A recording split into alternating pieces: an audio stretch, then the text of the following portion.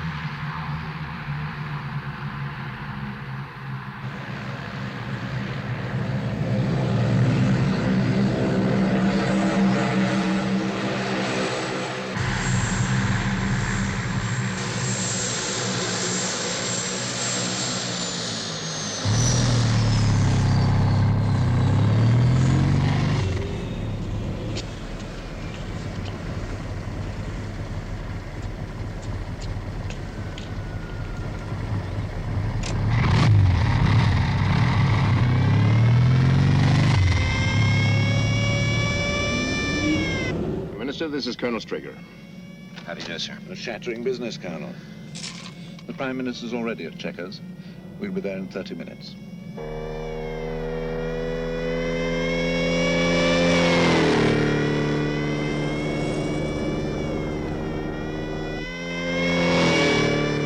We've been in constant communication with Paris, Moscow, and Bonn during your visits. I think the British government's approval will be a formality. The evidence is absolutely conclusive. If I might just... Sure, Colonel. It may speed things up.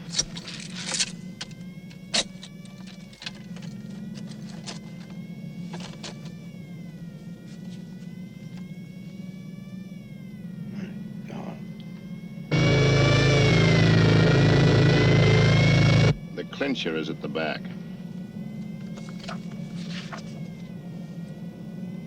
It's an enlarged single frame from the cine film, sir. It couldn't possibly be a fake. The film was found undeveloped still in the camera. It's genuine. Take my word for it.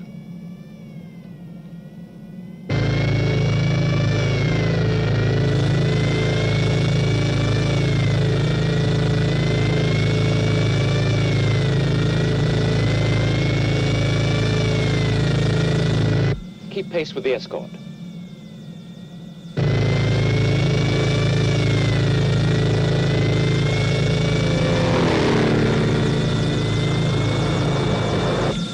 I'll take the file, sir.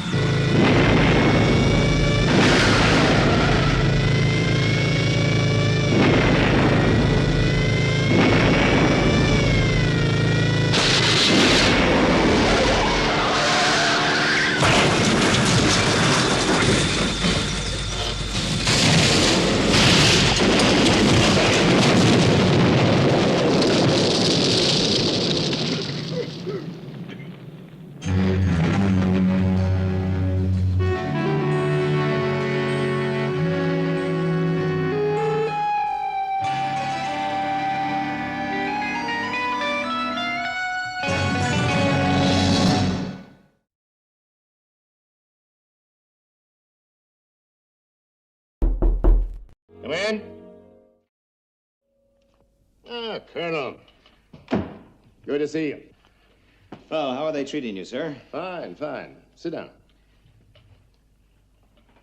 Look, I'm sorry to foul you up like this. It's all right, sir. Apparently, I'm stuck in this chair for another couple of months.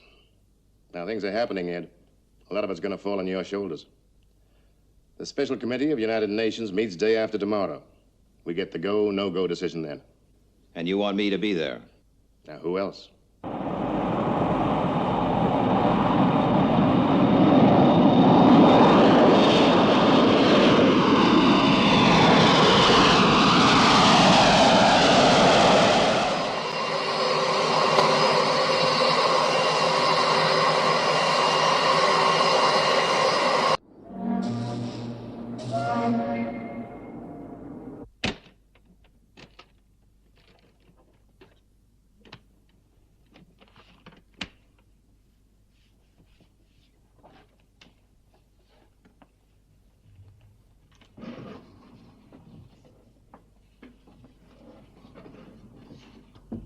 Would you turn around, Colonel?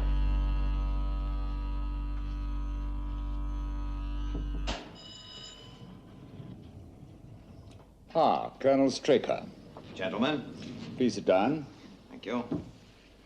First of all, I should like to apologize on behalf of General Henderson for his absence. As you probably know, he's still recovering from injuries he received in the car crash. Thank you, Colonel. No doubt you will make an excellent substitute. Now, gentlemen, I suggest the best way for us to proceed is by a process of question and answer. Colonel, as representative of our respective governments, we are being asked to approve the largest financial appropriation ever envisaged for an international project. 2 questions. Is the project, the whole project, absolutely necessary? And if it is, are we getting value for money? I believe the setting up of SHADO is not only necessary, but absolutely vital. Every day we just sit about and talk about it, the potential danger increases. As to your second question, I believe this breakdown of expenditure might be helpful.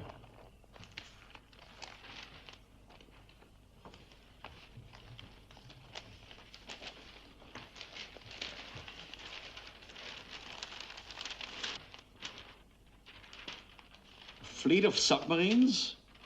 Base on the moon? Satellites? If I might point out, sir, we're confronted with alien spacecraft, possibly from another solar system. Maybe the General and Colonel Straker have been reading too much science fiction. The Earth is faced with a power threat from an extraterrestrial source. We've moved into an age when science fiction has become fact. We need to defend ourselves. And how long will it take to set up this defense organization? We estimate 7 to 10 years. 10 years? But you say, Colonel, the danger is imminent. Yes, sir, that's true. But the type of organization we need can't be set up overnight. All I say is that any delay only increases the danger. The estimate for security is astronomical. It's a vital aspect. Everything seems vital. How is SHADO to be organized regarding personnel? On strictly military lines, we hope to recruit the best people available. Internationally? Yes. And who will command this international band of heroes? My government has stipulated the commander-in-chief must be an American. Oh, yes, we know. As the nation being asked to dig a little deeper into its pocket. Naturally. Gentlemen, we asked Colonel Straker here to answer our questions. I suggest we let him do so. Well, there's no question in my mind, gentlemen. There's only one man for the job, General Henderson. He's the obvious choice.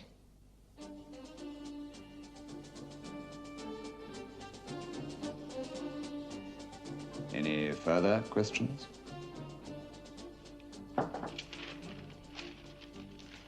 Thank you, Colonel Straker.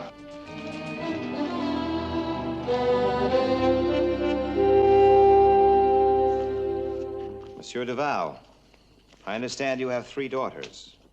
Yes. I pray that you never find yourself looking down at one of their mutilated bodies. I hope that the next UFO incident is not in your hometown. Thank you for your time.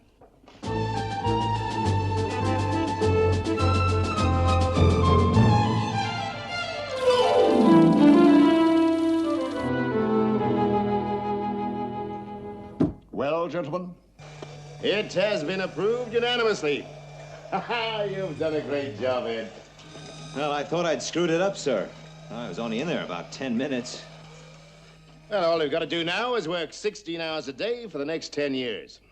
Sure. Oh, there is another thing I had to tell you. They appointed the commander-in-chief. Who? You. Me?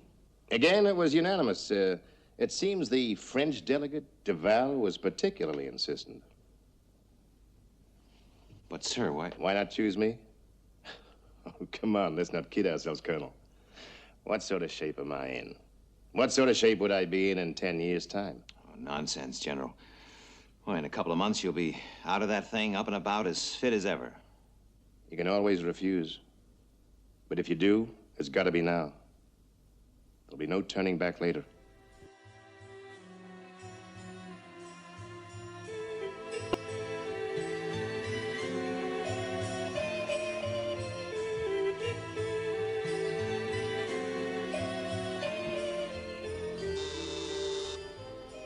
Commander Strachan and Colonel Freeman to see you, sir. Send them right in. Well, gentlemen, nice to see you. How are you, General? Fine, fine. Oh, this is our first recruit, Alec Freeman. Glad to know you, Freeman. Welcome to SHADO. Thank you, sir. I've glanced through your record. Combat pilot and Air Force intelligence. That's the sort of background we need. Well, Ed, how do you like the office? Oh, looks very nice. I've been kicked up here to keep a fatherly eye on you. I'll be holding the purse strings. Well, that sounds like it could be a lot of fun. How is the building program coming on? Oh, fine, fine. Sit down, Freeman. The studio may be worth a visit in a couple of months. From the plans, I'd say it's quite a construction job. Yes, it is. But I still think the main problem is finding the men to man it. We're working on it. Right, gentlemen. Now, let's get down to business. This could be a very late night.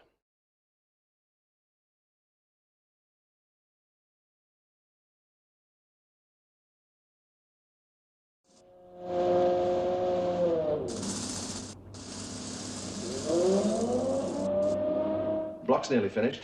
Yes. What'll happen to it then? Oh, it'll be used. When it's finished, government department's moving in. Income tax, probably. All that for the sake of security?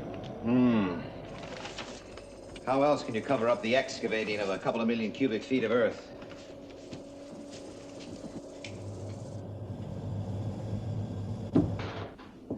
I hear they're installing a voice print identification mechanism. Yes, I tried out the prototype last week. It identified me as a female technician from Dublin. They said it was only a teething problem. Well, they could be right. Come to think of it, you do look like one. A female technician from Dublin. Nice to see you smile again, Ed.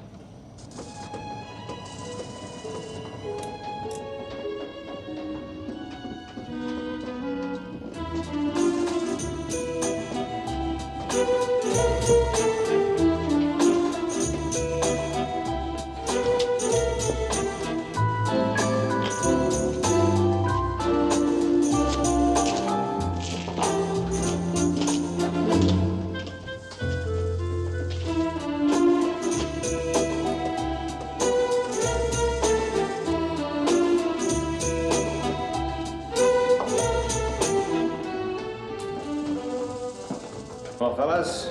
Hello, sir. Hello, sir. Well, how's it all going? Slow, but we'll get there. Well, we are a bit behind, but I think we can make it up later. Good. That's what I like to hear. Let's take a look at the office, Alec. See you later.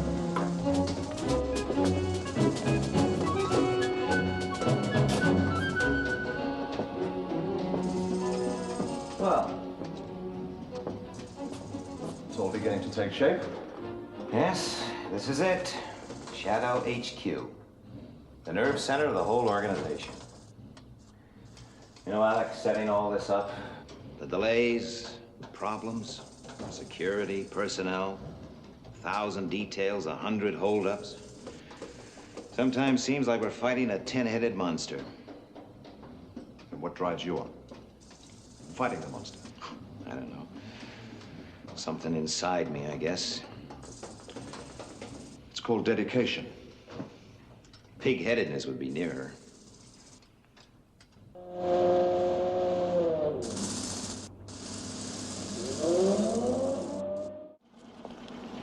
Well, the control complex is complete. Fully operational. All we need now are the technicians. How are the first batch of recruits making out? Oh, security checks, aptitude tests, 6-month training, and then further tests. It's a pretty tough schedule. The original 50 have been whittled down to 8. 8? Yes. Second batch seem to be doing a little better.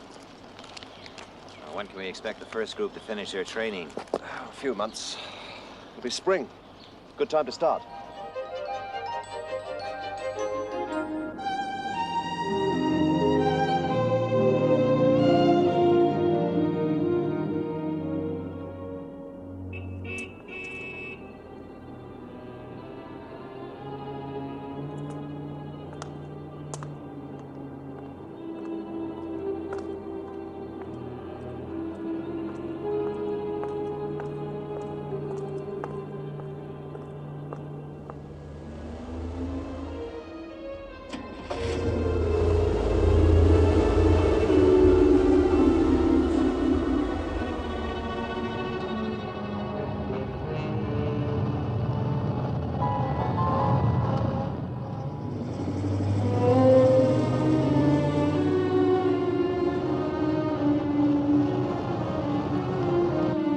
Your place?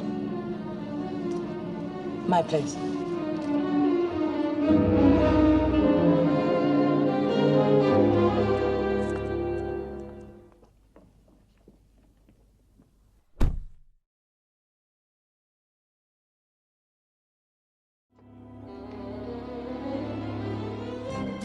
Well, it's been a long, hard slog.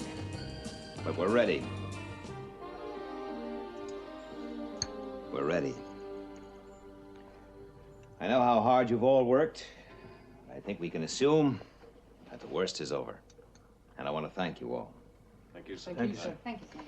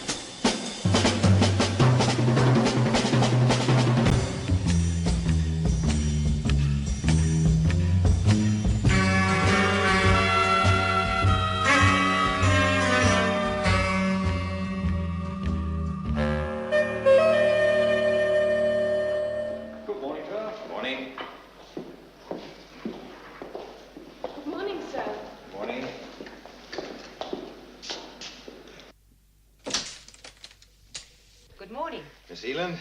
The report. Thank you. Messages?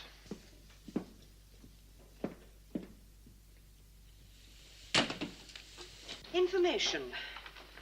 Q21 answer negative. Q46 satellite link effective. Q9700. The computer readouts available from today. Have them put straight through to me, will you? Yes, sir.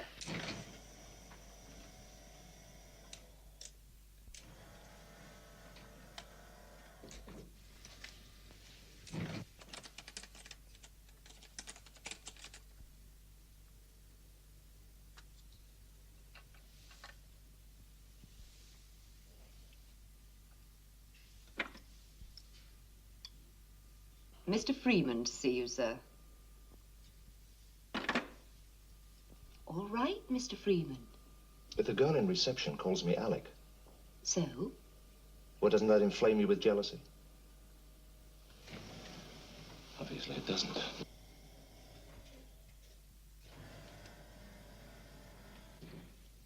Voice print, positive identification, 9-7. Freeman, Alec E.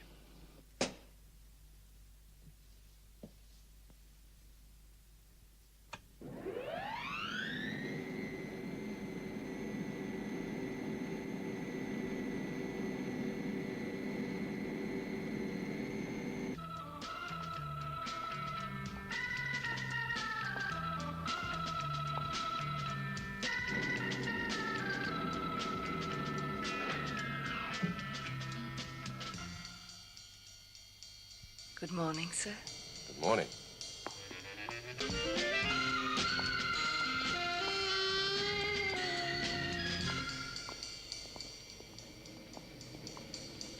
You're new here, aren't you? Uh-huh. You must have passed all the tests.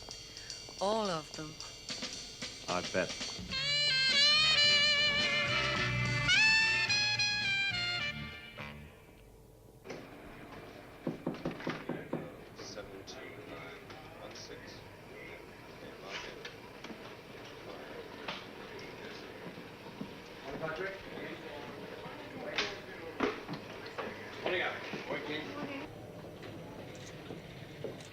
Won't keep you a moment, Alec.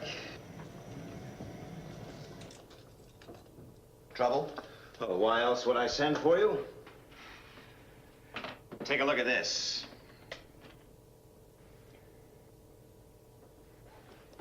That's Westbrook Electronics, isn't it? Yeah. What's left of it. Well, what happened? For 10 years, there have been setbacks.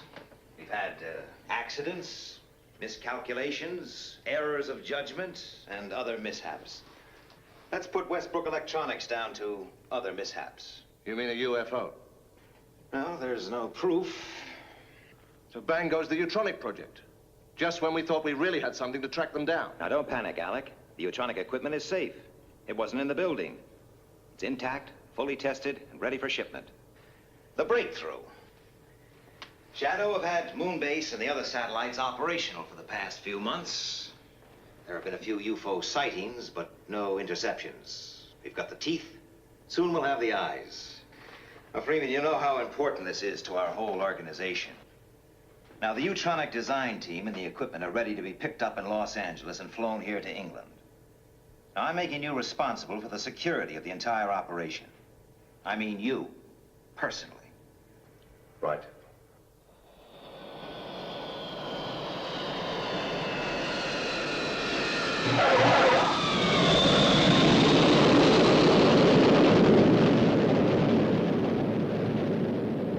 Wow, it must be quite a while since you landed an SST. Just let's say it's part of the personal service.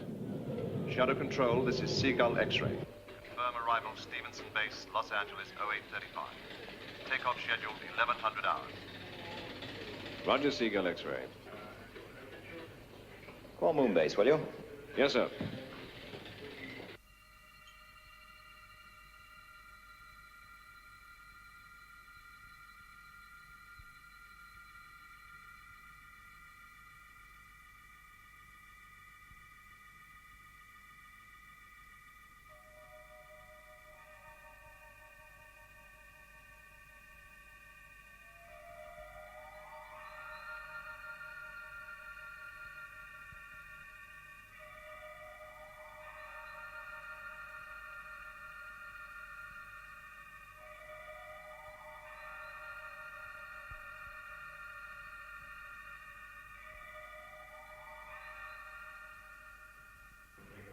Status check.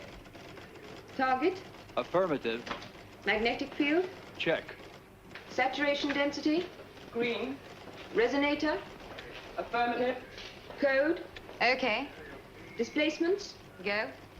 Filters. Check. Fluctuation. Affirmative. Reflex. Excuse me. Right. Shadow control for you, Lieutenant. Right. Lieutenant Ellis. Good morning, Gay. I think I might have some action for you. Now, I want Moonbase put on yellow alert from 10:45 to track Seagull X-ray. Now, it's carrying Shadow VIPs on the Utronic equipment. So let's keep everybody on their toes. Can't afford to take chances. Roger. Joan, announce a yellow alert for 10:45. Yes, Lieutenant. And complete the status check. I think this is going to be for real. I'm going to take a break. I'll be back about 10:30. Okay. Moonbase will be on yellow alert from 10:45 Earth elapsed time. Repeat, 10:45 EET. All space trackers to be fully operational by 10:45 EET. Astronauts to be on standby. Joanna? Be right with you, Lou. No hurry. I want to run a computer check on the interceptor systems in about 10 minutes. Hi, Gay. Hello, Lou. Do you think this could be it, Lieutenant? Looks like it, Lou. An SST traveling at Mach 4 is a pretty tempting target, particularly as it's carrying the new Utronic equipment.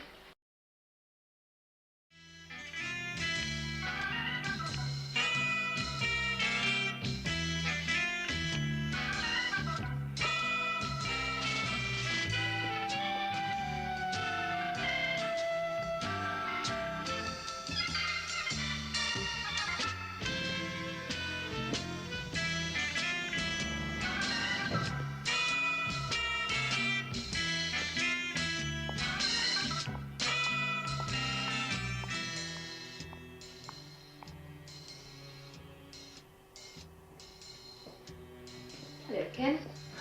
Hi. Hi, Mark.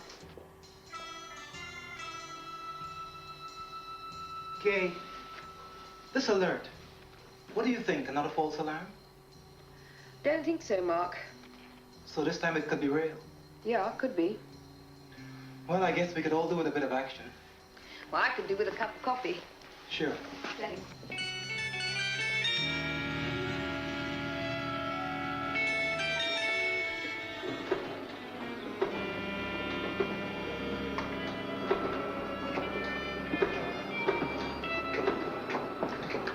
Put Skydiver in the picture. Yes, sir.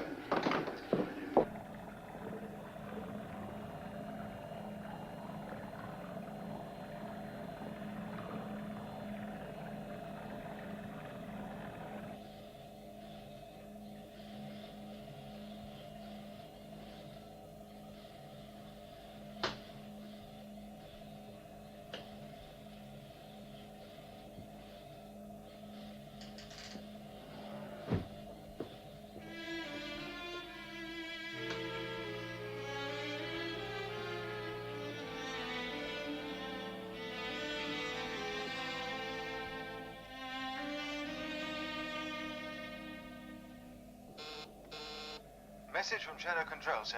Yellow alert at 10:45. Right. At last entry. Did you send it? Yes, sir. A refueling schedule. Transmitted on security code B. Sorry, sir. How long you been with us, Ford? Just over 2 years, sir. 2 years.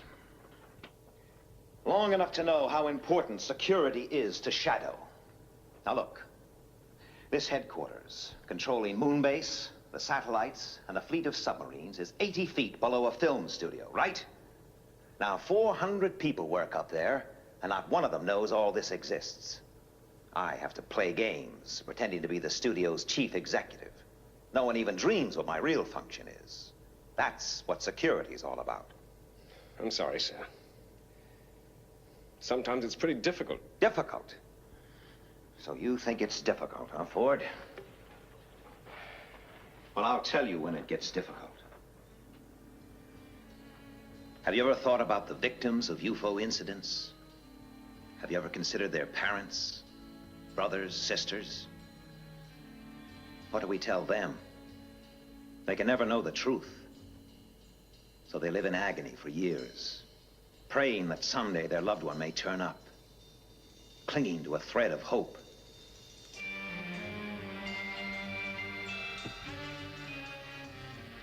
Don't ever tell me that security's difficult. Sometimes it gets pretty close to home. Yellow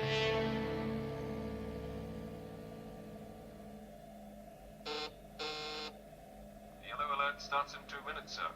Be right with you.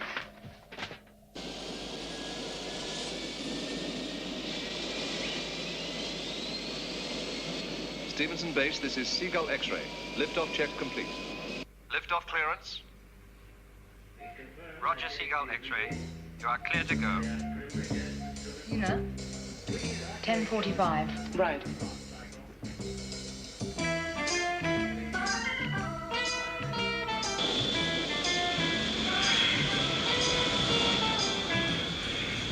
Brakes off.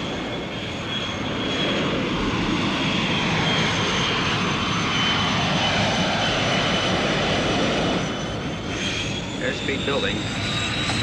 130. 140. 160 V1. VR. Rotate.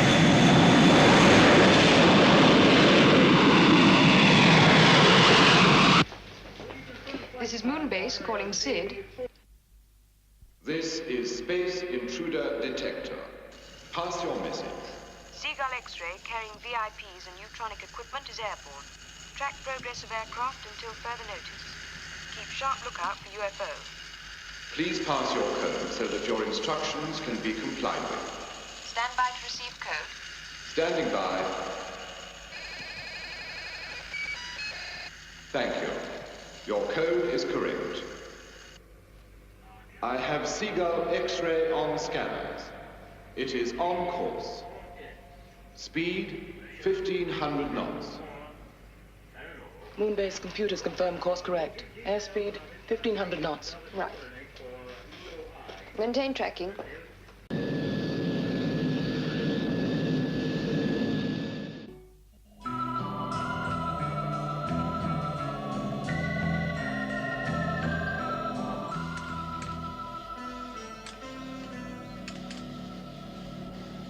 Hydroplanes check complete, sir. Okay. Steer 042. Steer 042. 042. Maintain present speed. Maintain speed, 40 knots. Take over, will you, Bill? I'm going back to do my stuff with the passengers. Right.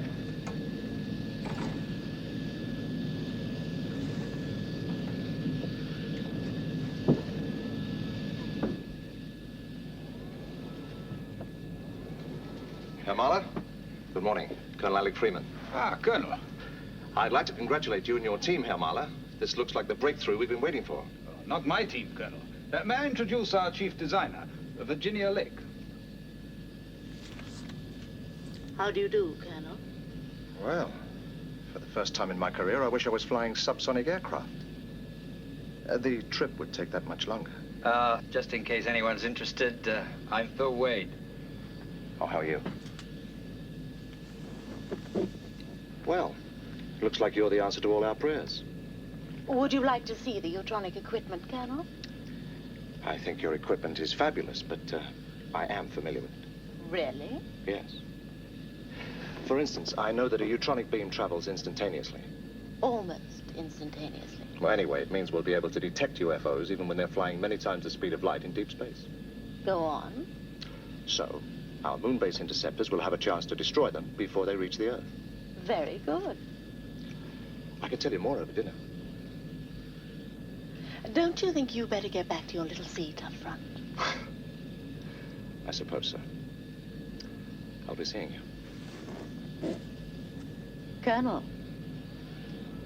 you were right. You are familiar with the equipment.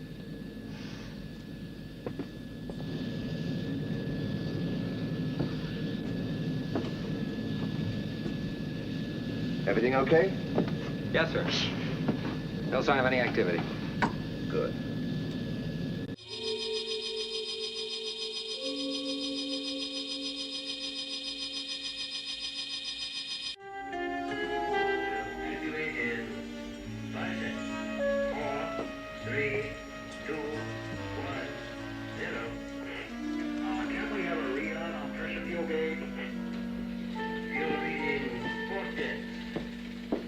be in my office. Right, sir.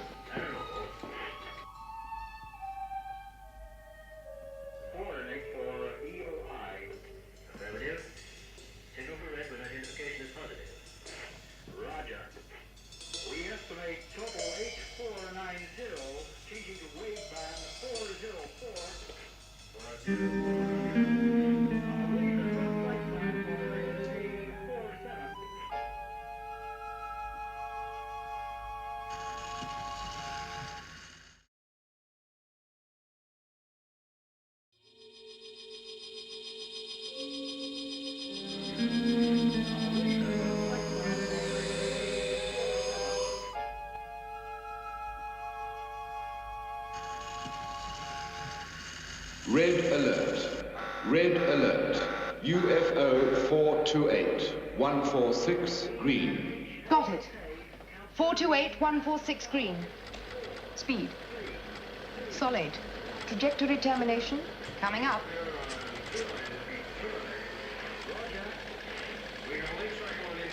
This is Moonbase to Shadow Control. Predicted trajectory termination, North Atlantic. Speed, solid. Going for intercept, out. Interceptors, immediate launch. Interceptors, immediate launch. Interceptors go. Right.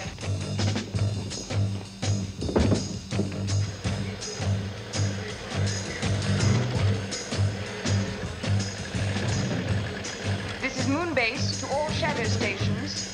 Moonbase to all Shadow stations. UFO sighted, 428146 green, will report. Attention all defense systems. This is a maximum security alert. Attention all defense systems. I say again, this is a maximum security alert. Condition red.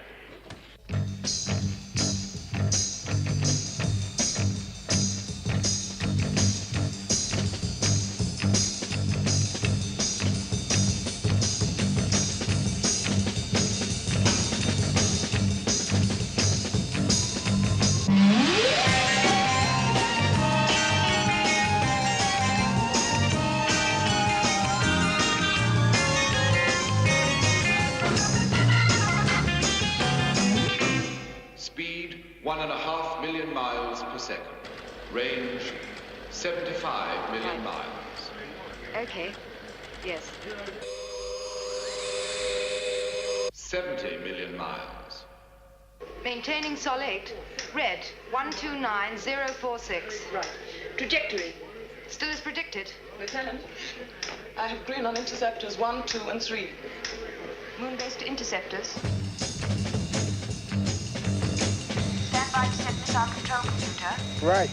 MCC reading 101-264-110. Missile timing 2496. Missile program completed.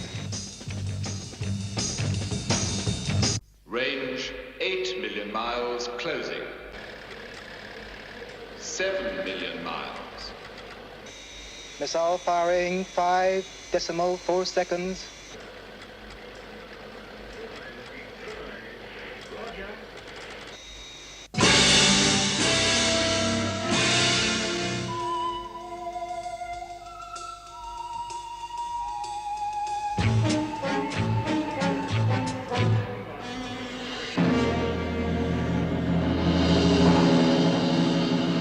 Detonation confirmed.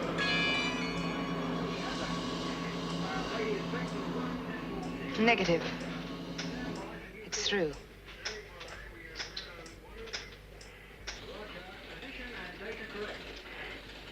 Well, don't just sit there. Warn Skydiver. And get me Alec Freeman. Yes, sir.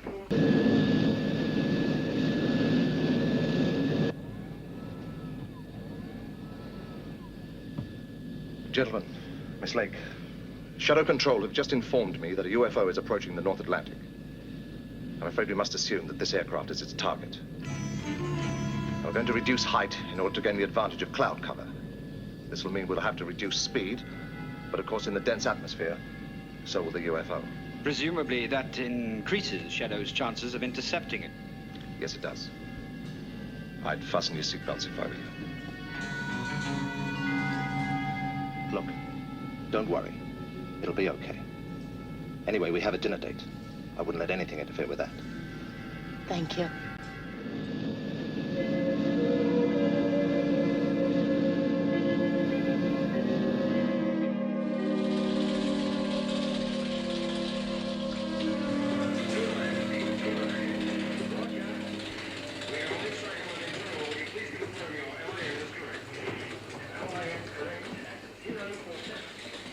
UFO entering visual speed range. Radar and visual alert.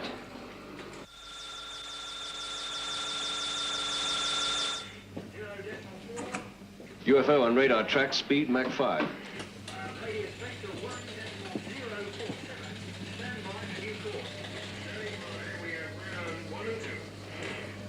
Thank God for the atmosphere. It's the best protection we have. Have positive radar fix. Well, it's up to skydiver now.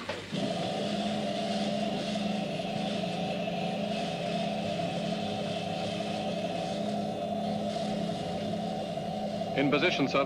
Right.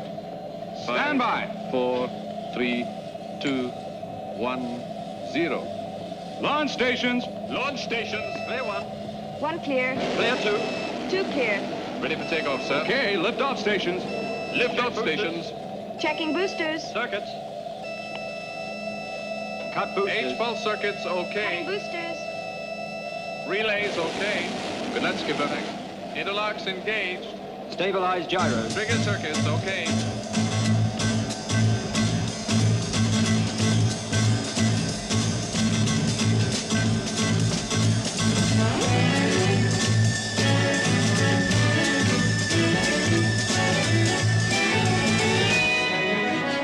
Right. Stand by for liftoff.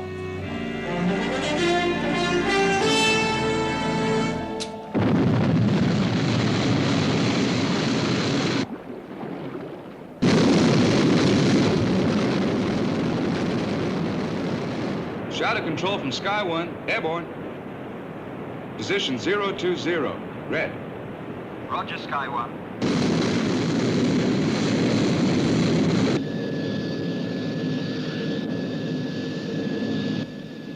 Airspeed down to 600 knots. Right. Lower heat shield. Right.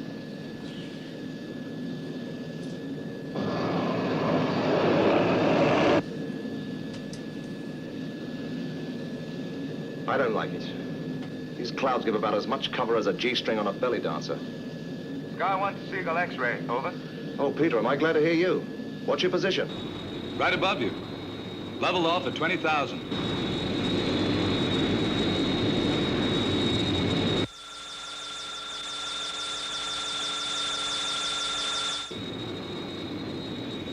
Sky 1 to Seagull X-ray. Have UFO on screen.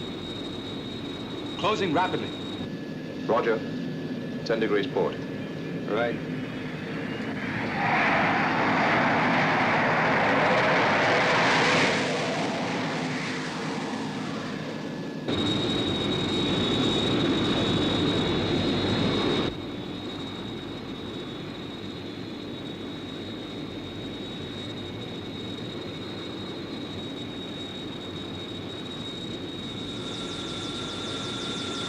UFO at 12 o'clock. You are the target. Coming into attack.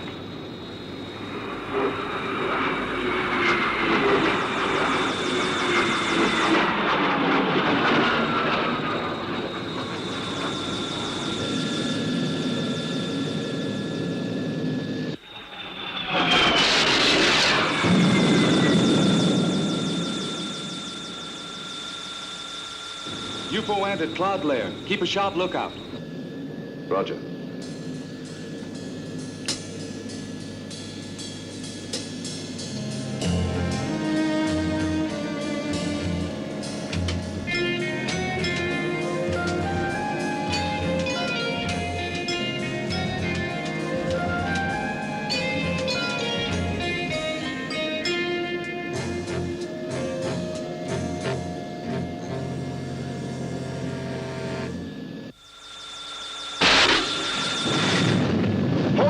Hold her steady.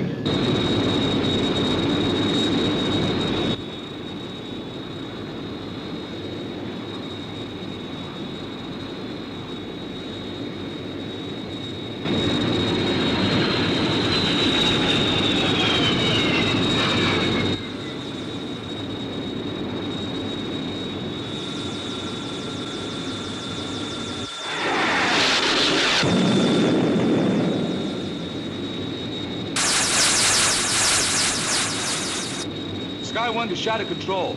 Reporting direct hit on UFO. It's gonna crash into the sea. Quit shooting, Sky 1. Come in, Seagull X-ray. Alec, are you okay? I've aged about 5 years, but we're still in one piece. Hello, Sky 1. Follow it down, Captain. Use your reconnaissance cameras. Roger, will do.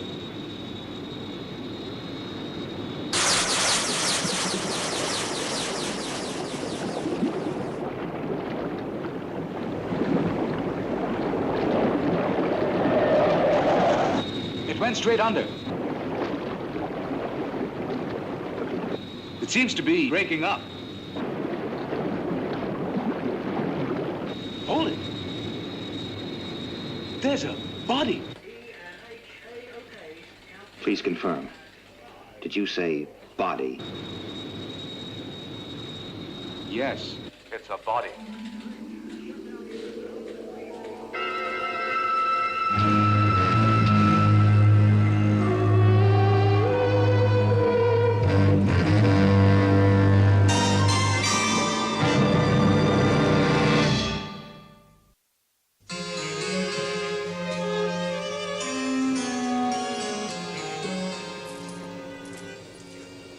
How's it going, Alec?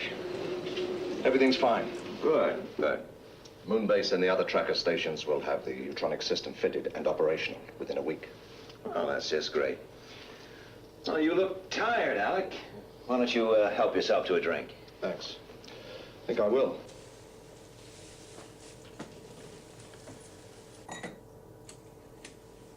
You never touch it, do you? Uh-uh. Self-control. Maybe drinking needs more self-control. Well, when does, it arrive? Any time now. We've waited a long time for this one. Yes. 10 years.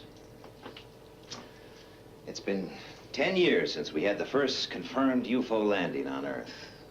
And that was after a decade of speculation, reports, official denials, you name it. You know, Alec, when I was made commander of SHADO, I thought it was all going to happen. You've done a good job. The best. Well, I've tried. But how far have we progressed? I mean, what do we really know about UFOs? What are they? Where do they come from? What do they want?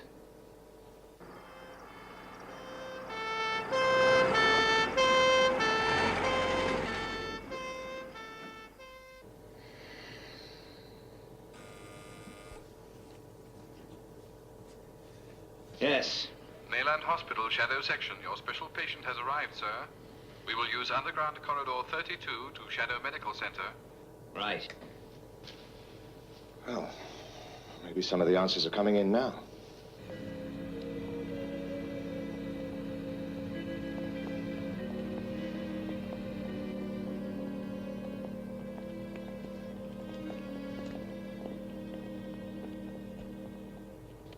Well done, Peter.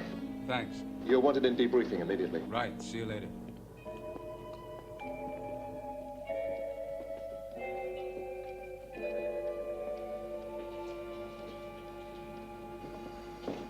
What's the position, Doctor? Alive and in a critical condition. Excuse me. What are the chances of survival? Well, he was equipped with an advanced apparatus that enabled him to breathe liquid. The helmet was removed as soon as he was picked up, and an attempt was made to restore normal breathing. The problem is that there's still some liquid left in his lungs, so it's too early to say yet. Excuse me. Space travel in a liquid environment. The very thing we've been experimenting with. Yes. Well, apparently they've done it. I must ask you to leave now. Right. Let me know the moment you have anything, Doctor.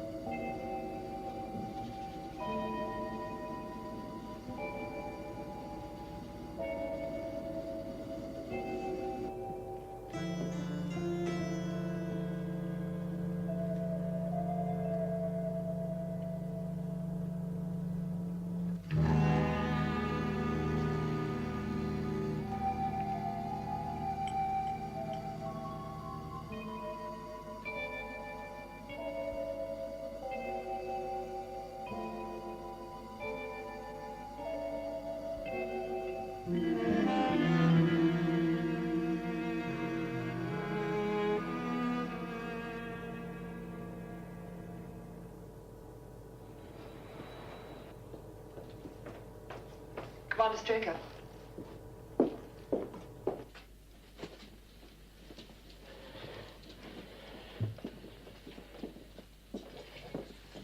Is he alive, Doctor? Yes. Well? Well, the general analysis has shown that he's humanoid. You mean like us? More or less. Body temperature 3 degrees paranormal, blood pressure rather low, muscular development poor. The skin has an artificial green coloration, probably absorbed from the liquid. The interesting thing here is that the hair hasn't picked up this tint, which suggests that the liquid contains a bioacrophilic compound. Also, the fact that the eyes were protected by plastic shells seems to support this theory. Anyway, we'll know more when we get the computer readout from the first electromedical check. It'll be a few minutes.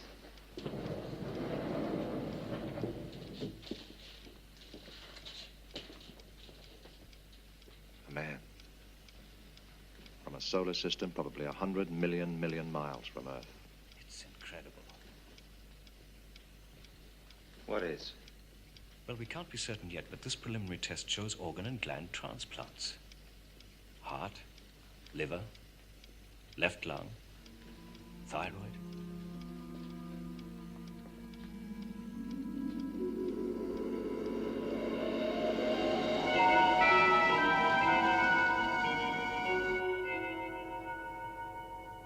Do you realize what this could mean, Alec? It's still theory. Theory. Fact. After almost 10 years of possible, probable, and confirmed UFO incidents. Fact. On a number of fully documented occasions, mutilated bodies found after UFO attacks. Organs missing. Fact. An electromedical examination on the first alien we lay our hands on shows organ transplants. The doctors aren't certain. No, not yet. But I'm willing to bet that our proof lies at the end of that corridor.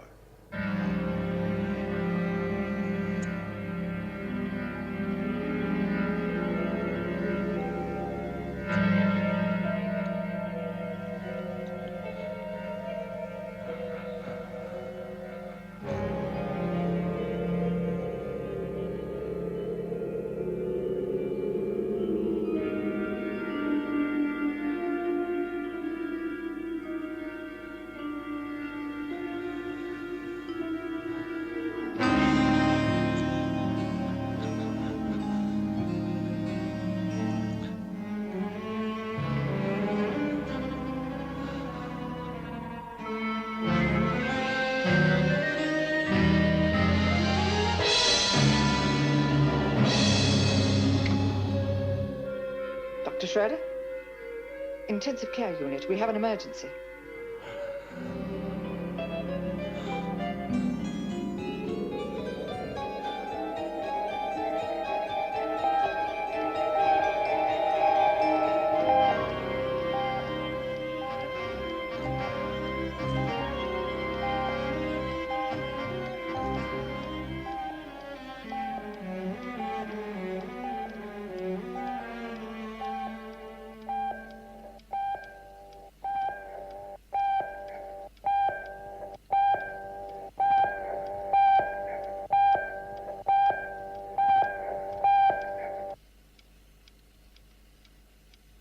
I'm afraid he's dead.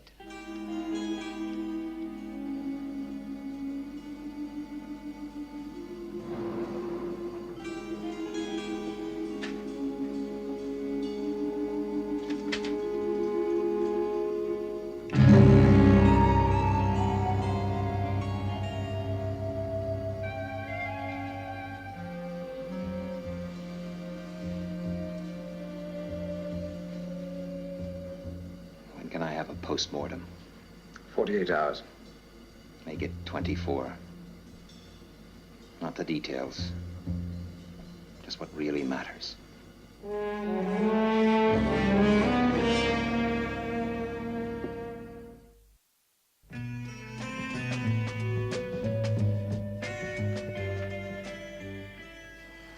The rapid aging isn't documented in the report.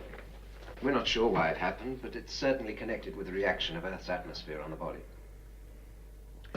Now, gentlemen, let's concern ourselves with the three main questions regarding UFOs. 1. Where do they come from?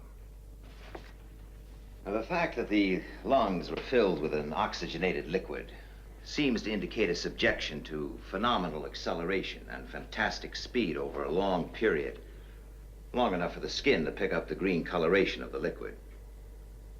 Now, all this would appear to add up to an extended journey through space, perhaps several months, at many times the speed of light. Question number 2. Who are they? Well, obviously, in science and technology, several hundred years in advance of man. But everything in this report seems to add up to a dying race. Hereditary sterility was evident. But by using drugs and advanced transplant techniques, they could have found a way to stop the natural aging process. They're also highly intelligent, so they presumably come to Earth knowing the risk of contact with our atmosphere. Which brings us inevitably to question number 3. Why do they come?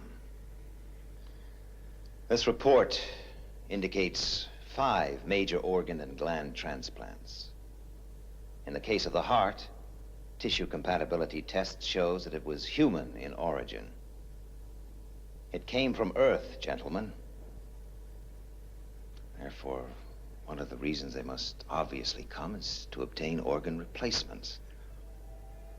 But there may be other reasons. Imagine a dying planet in some distant corner of the universe. Its natural resources exhausted. Its inhabitants sterile. Doomed to extinction. Situation we may one day find ourselves in, gentlemen.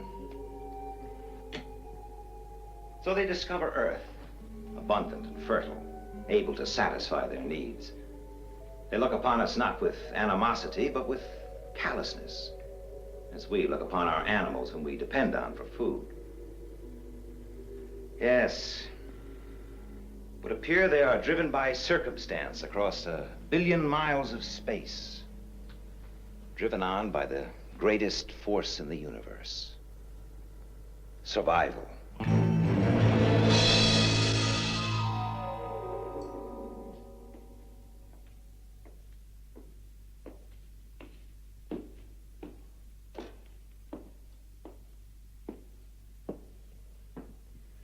Check on the test, sir.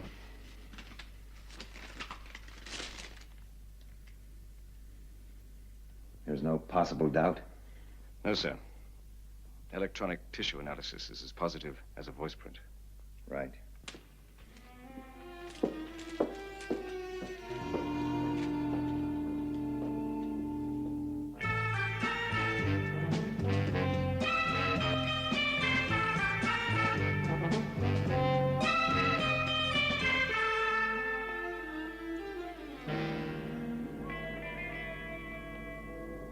You wanted to tell me something. Yes. I wanted to have a word with you before you flew out.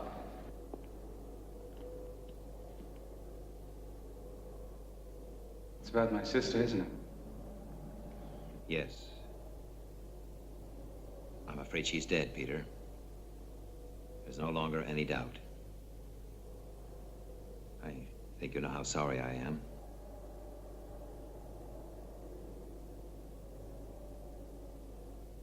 What happened? I don't think you'd like to know the details.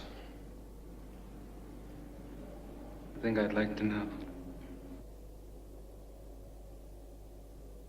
Your sister was last seen in the vicinity of a UFO incident nearly 10 years ago. The alien's body, recovered from the sea, was subjected to intense medical examination. The heart was a transplant.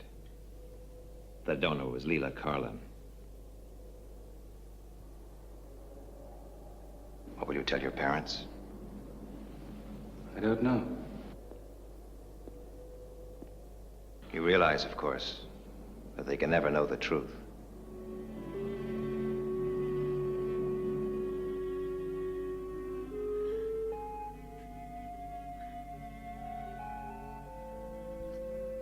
A funeral without a body.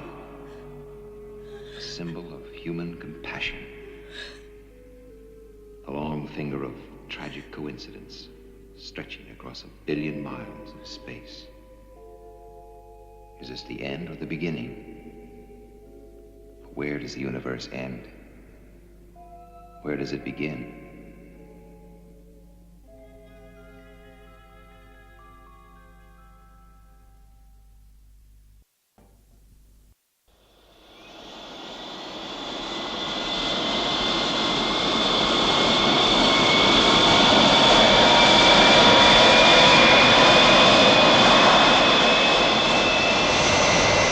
Liftoff complete. Onboard readout is go. Roger. You are clear for EO. Out.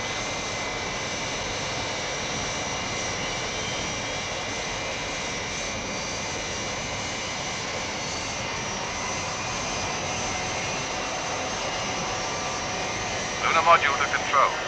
Separation A-OK.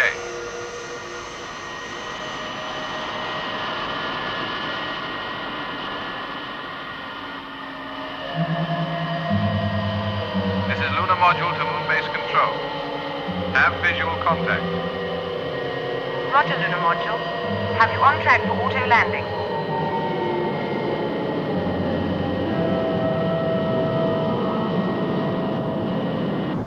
The lunar module with Colonel Freeman on board is docking now.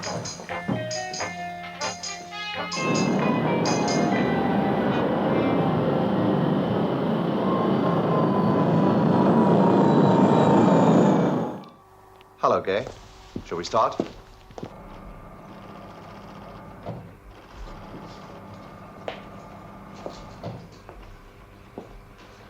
Hello, Nina.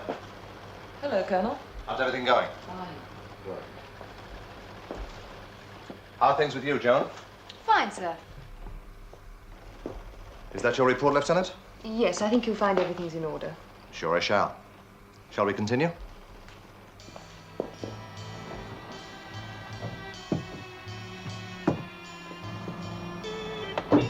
The, spares situation might need reviewing. I'd like to see the level kept about 20% higher. Funny you should say that. Straker asked me to get your ideas on the subject. He had the same idea.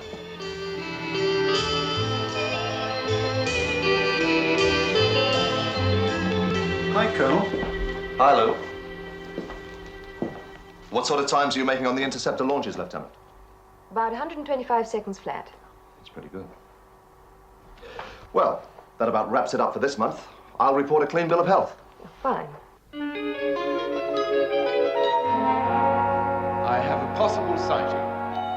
Will relay details of speed and trajectory.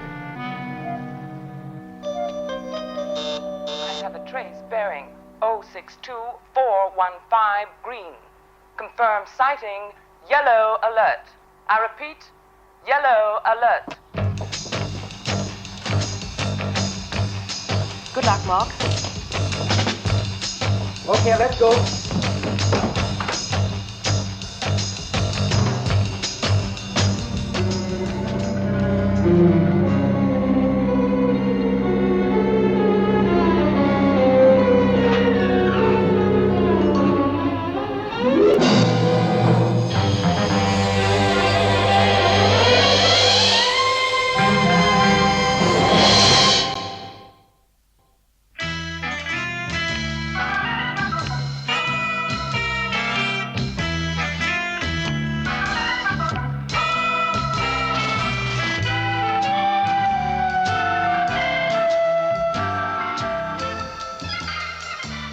UFO has entered area blue 634.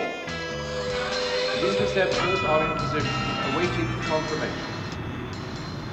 We'll give computation of attack coordinates and missile timings as soon as possible.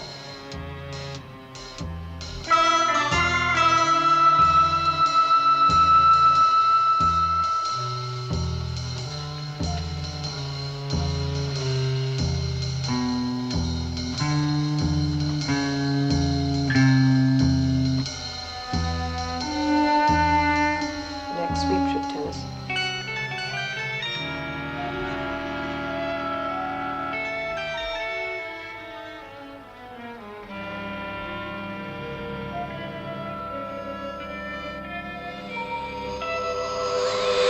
Red alert, red alert.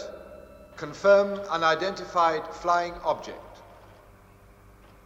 This is Moon Base Control.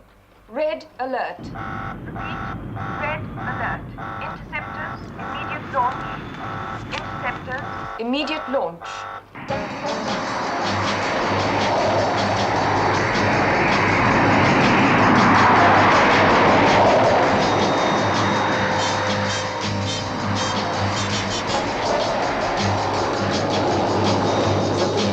Our checks, A-OK. Interceptor 2, our checks, A-OK. Interceptor 1, our checks, A-OK. Switch to radio link 4. Onboard computer wave band 068.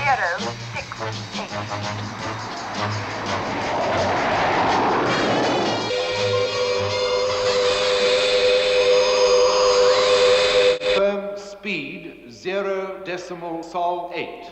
Bearing 342047. That's it, don't lose it. Base to interceptors. Have the UFO on positive track.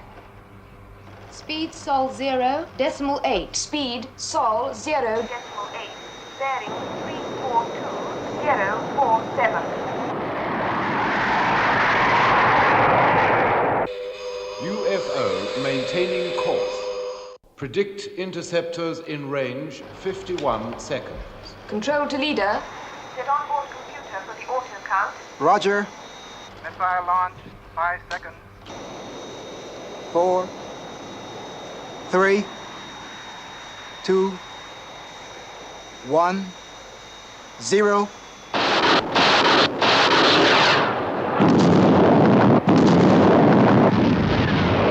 Our visual contact with explosion. Detonation positive. Did they get it?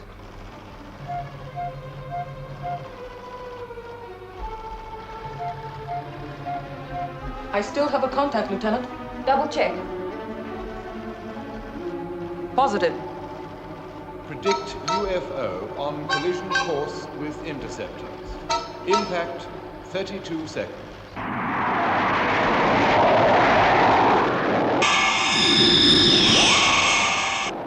Control to interceptor 2. Alter course to 024201. Impact 14 seconds.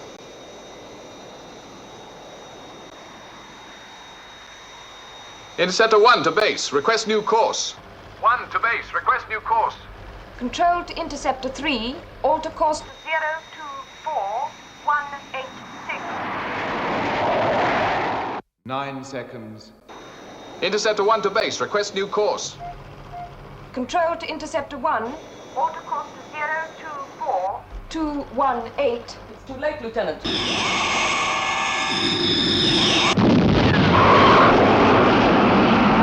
Coming one.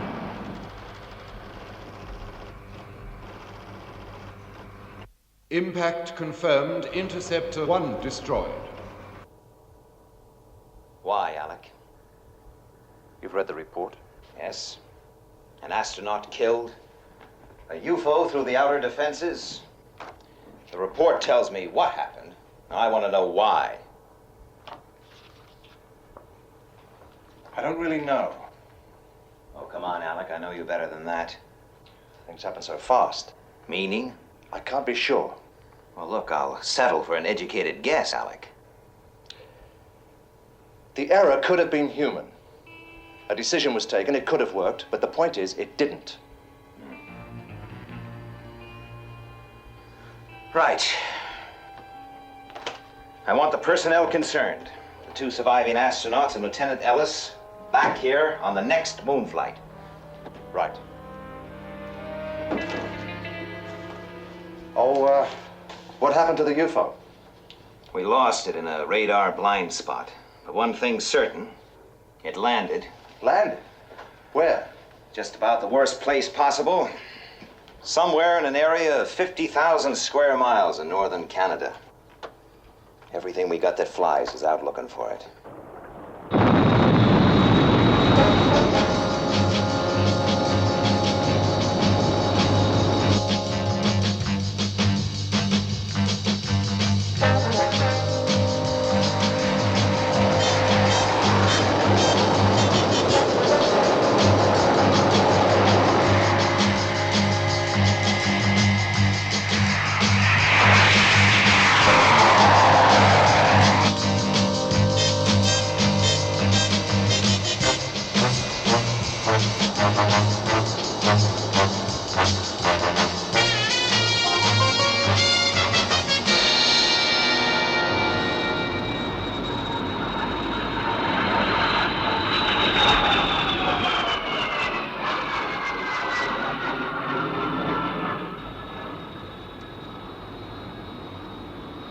Completed grid search. Nothing to report. Okay, Skipper. See you in 1 hour. No, I'm going around once again. We'll stay alive long enough for one more run.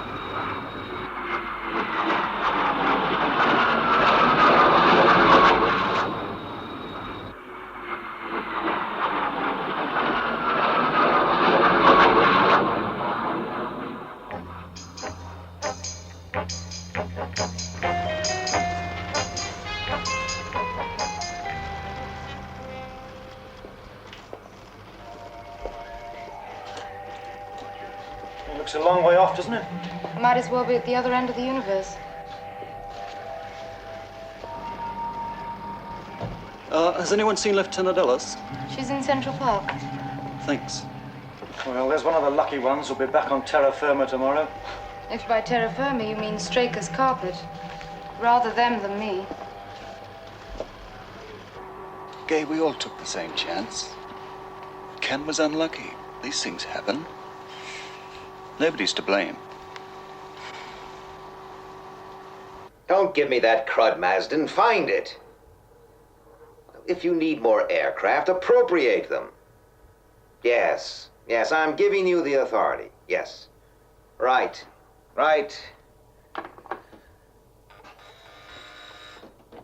What now? The moon-based personnel are here, sir. Send them in. Now look, Alec. I know. You want that UFO located? Yes.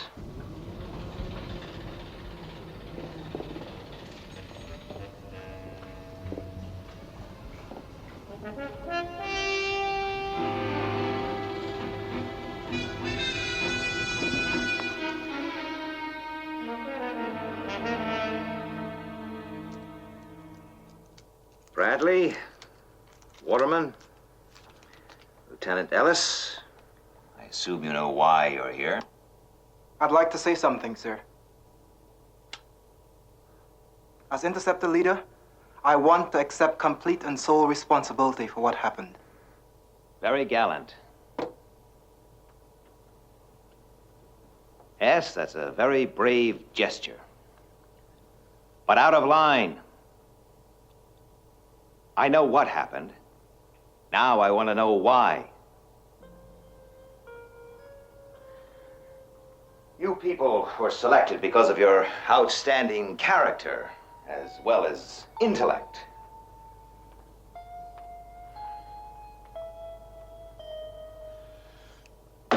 What went wrong? Anything from those satellite shots? No, sir. Well, keep looking. It's got to be there somewhere.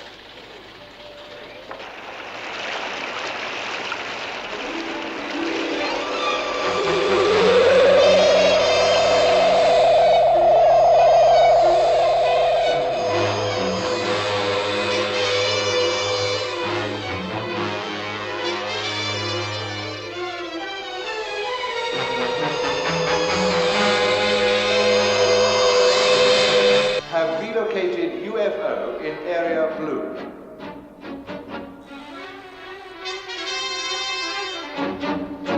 Straker. We picked it up. Great. I'll be right there. Thank you, Greenland. Where is it? Yes, we have that. Just crossing the Atlantic seaboard. Speed and altitude are way down. The moon-based interceptors must have damaged it. Right. Alert Sky 1. That's it. Shadow HQ, Skipper. They've located the UFO. Be right there.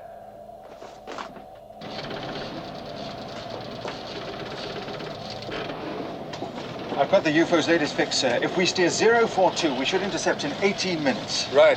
Alter course to 042. Give her everything she's got. Steer 042, maximum speed.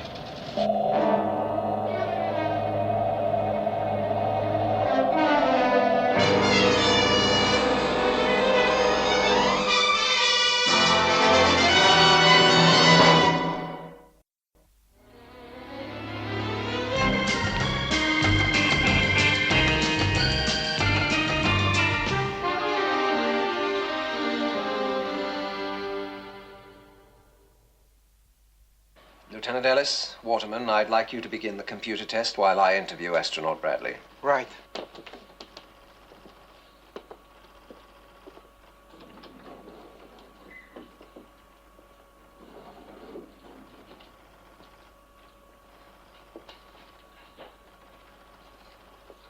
Cigarette? Thank you. Nervous? No. There's no need to be. This is all quite confidential. Please sit. There. Before we start, I'd like to get one thing straight. I've no liking for you blacks. You ever heard that phrase or something similar on Moonbase? No, never. You didn't seem surprised when I said it. I assumed you didn't mean it. Good. Good.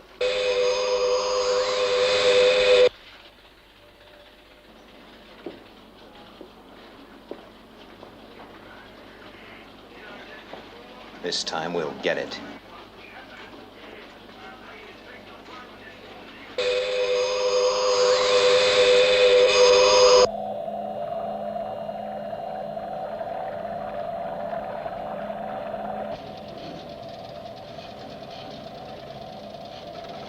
Range 800 miles, sir. Closing. Launch stations. Launch stations.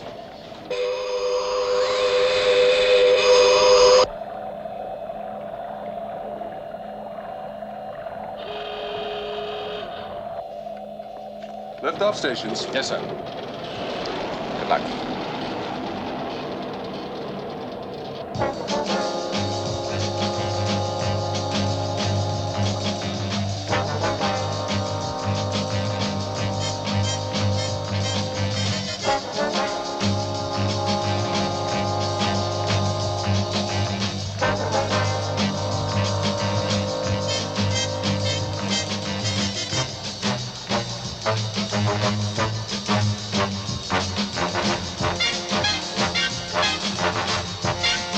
Right.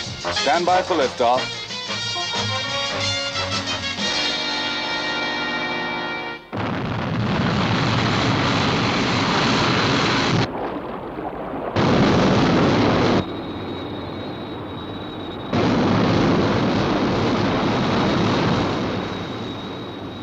Leveling off at 10,000.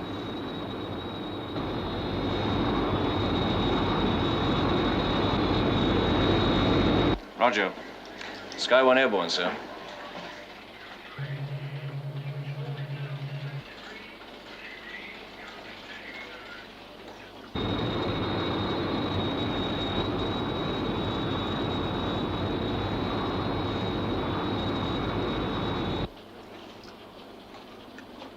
Thanks.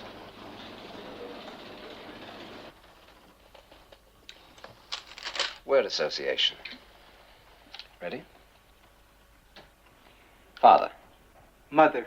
Hot. Cold. Geometry. Variable. Oh, yes, of course. You were a pilot before you became an astronaut. Apple. Teacher. Sun. Moon. Tree. Pine. Hate. Love. Love.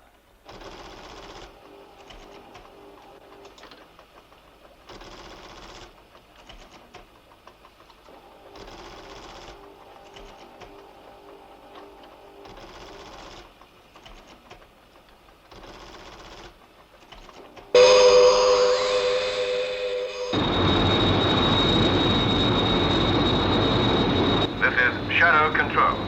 UFO 48 miles from your present position. Thanks, Control. I have it on the scope.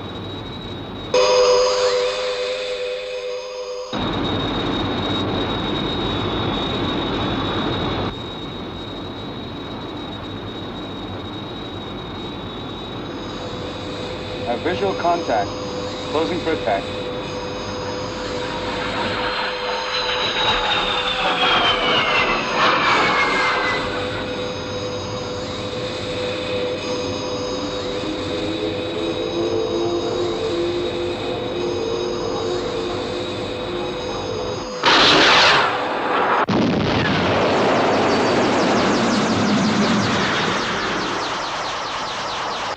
Sky 1 reports a hit, but UFO is turned and is still airborne. Signal all radar stations. Tell the commanders if they lose it this time, they'll answer to me. Get some rest, Alec. You look tired. Shadow control to all radar tracking stations. UFO has been hit, but is still airborne. Did he say anything else?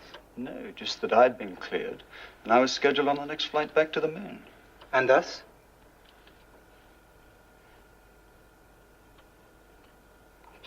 He's the one who needs looking at.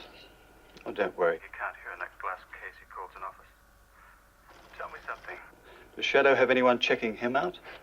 If they did, it would probably be a computer. Lieutenant Ellis, will you come in, please?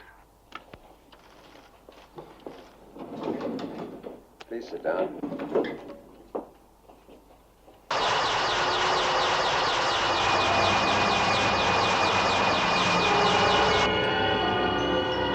Coming down, sir. Great. When it lands, let me know its exact position. Roger.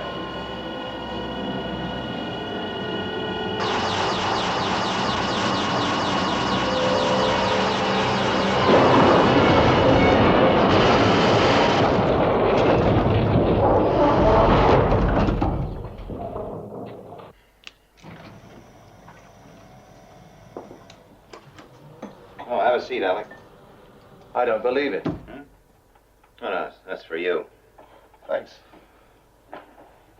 Well, the UFO has landed, but this time we know where. Exact position? Close enough to Lexfield Air Base, Canada, for you to be there by first light tomorrow. Fine. I want them, Alec. I want them alive. I'll do what I can. You'll be the field commander. I'll monitor the whole operation from here. Central Control will give you all the details, but the transporter will be loaded and ready for takeoff at 2100 hours. Fine. Oh, one more thing, Alec.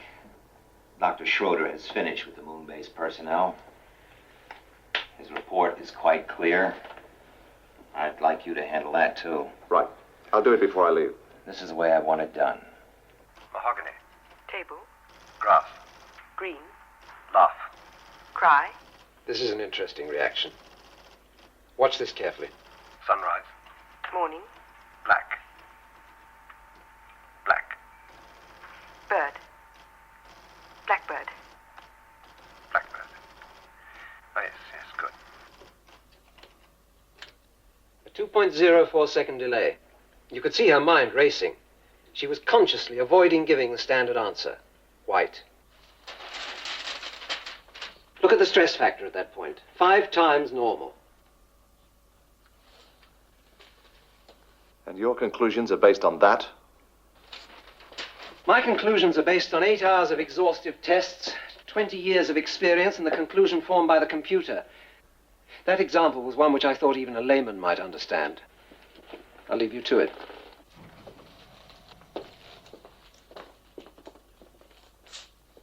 Come in, come in. Sit down.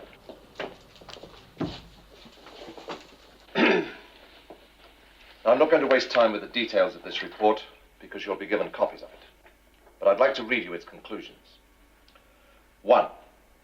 Taking into account the circumstances at the time of detonation, it was clearly the duty of Lieutenant Ellis to decide the type of evasive action to be taken. On that count, Lieutenant Ellis is cleared, provided that the decision was in no way influenced by emotional factors. Which brings us to point 2. The 3 personnel directly concerned were subject to standard psychiatric and psychocomputer tests with the following results. Astronaut Lou Waterman, clear on all counts. Astronaut Mark Bradley, emotion count 0.48 paranormal, clear on other counts. Lieutenant Ellis, stress factor 1.28 paranormal. Emotion count 0.35 paranormal, clear on other counts. 3. These results are attributed to an emotional attachment between Lieutenant Ellis and Astronaut Bradley. It ends with a confidential recommendation as to what action should be taken. Well, we'll just have to hope that this thing sorts itself out. Meantime, Straker's giving you separate postings. Bradley, You'll report to Moon Base. And me, sir? Shadow Headquarters, Earth.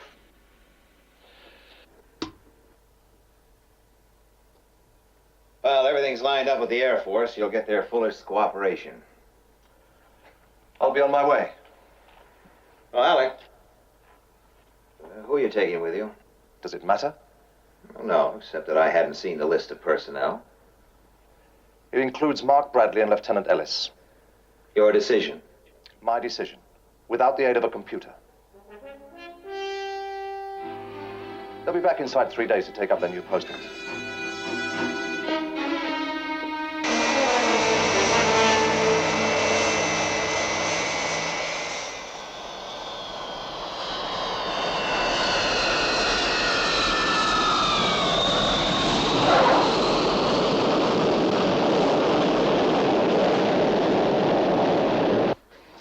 The transport has just landed at Lexfield, Canada, sir. Fine. Shadow mobiles 1, 2, and 3 proceed to search area.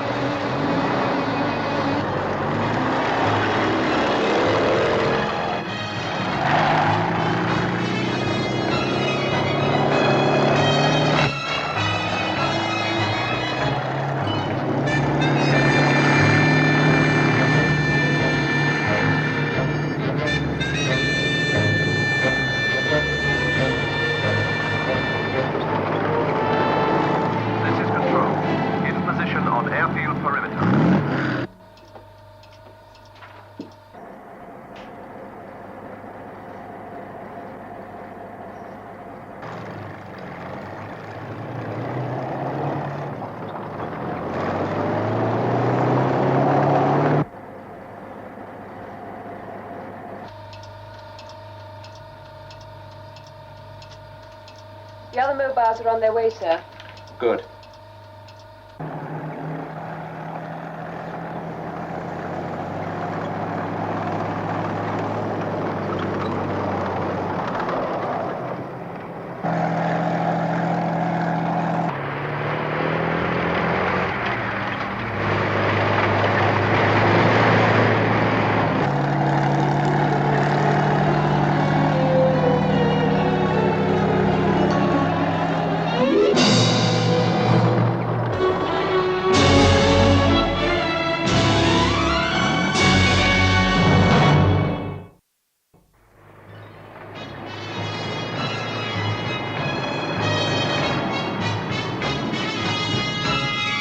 Shadow Mobile 1 to control. In position.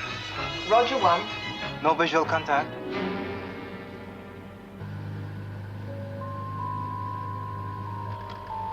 Shadowmobile 2 in position, sir. Shadowmobile 3 in position. All 3 mobiles are in position, sir. Good.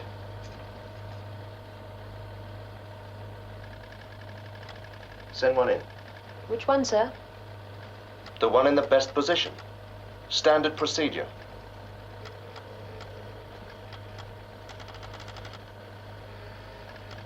Control to Shadow Mobile 3. Close in for final assault. Roger, Control.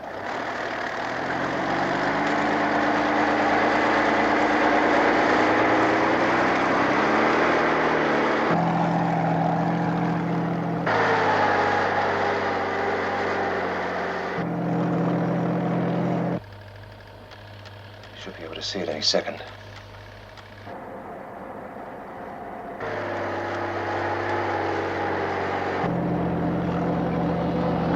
There it is.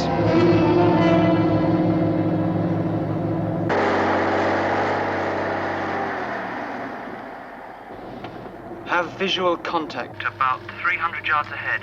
Any sign of movement? No, nothing. We're going in closer. Right. Take it easy.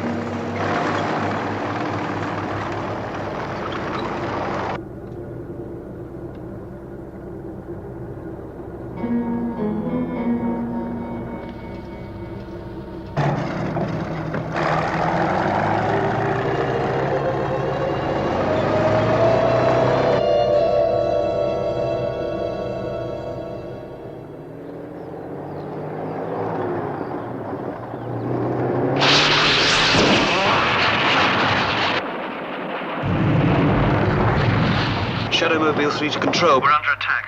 Head back to the ridge.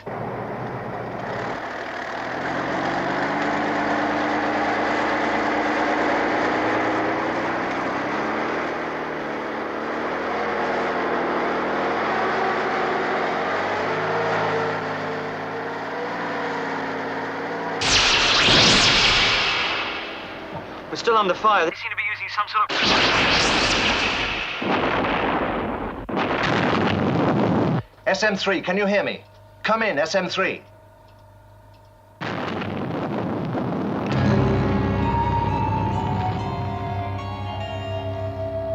Radio and tracking link negative.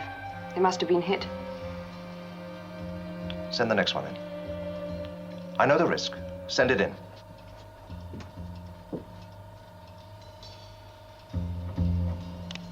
This is Control to Shadow Mobile 1. Close in on UFO. Roger.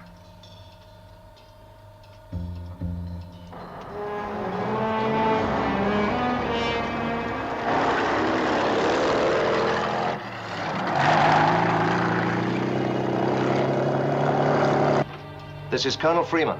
We must assume SM3 is non-operational. Stop just below the top of the ridge and proceed on foot. I repeat, proceed on foot. Understood.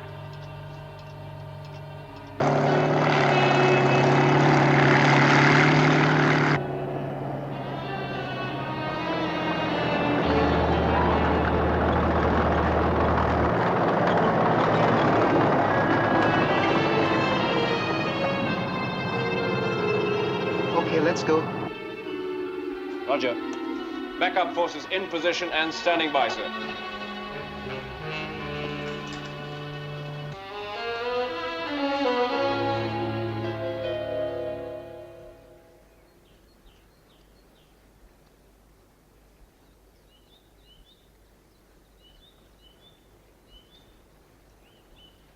Okay. Fan out.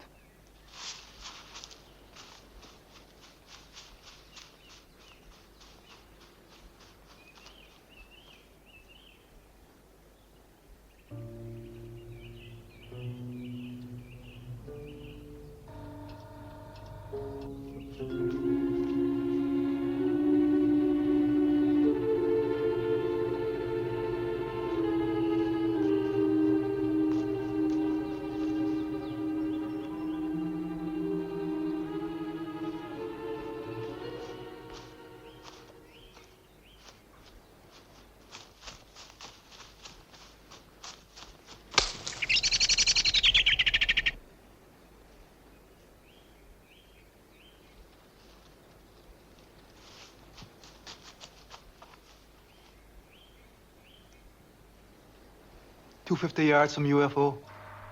Closing in.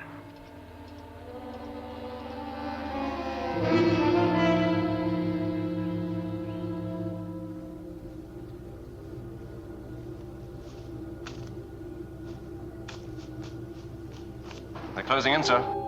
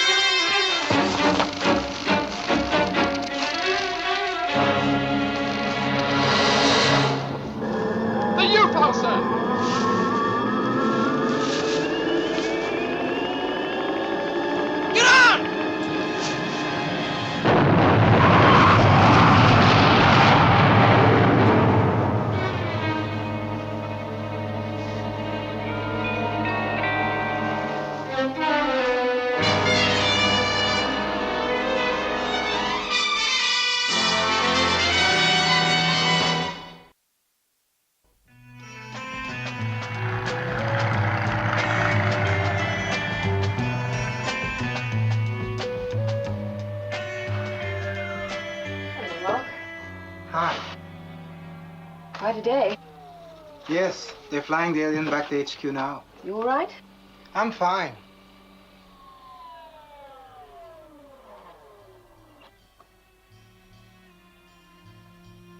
Mark, there's something I must tell you.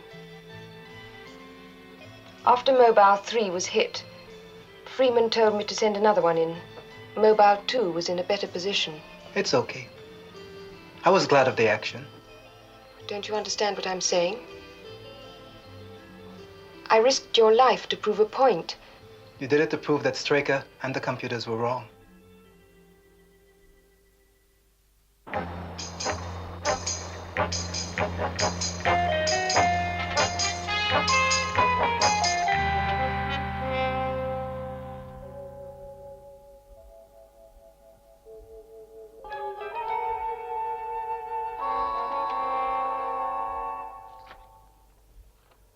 Well? Much the same situation we've experienced before. The alien was breathing a liquid containing a bioacrophilic compound, imparting the usual green tint to the face and neck. The hair was unaffected, and the eyes had protective shells. Oh, we've managed to revert the respiration to normal atmosphere. Successfully? 5 hours is not long enough to tell. It's long enough to tell us that we're dealing with a comparatively young alien. Past experience has shown us that once they breathe our atmosphere, they deteriorate to their true age. I want to see if I can get anything out of him, Doctor. How soon can he be ready? Look, we're crossing new physiological frontiers. How can I say? Well, I suppose he's as ready now as he'll ever be. Right, Doctor.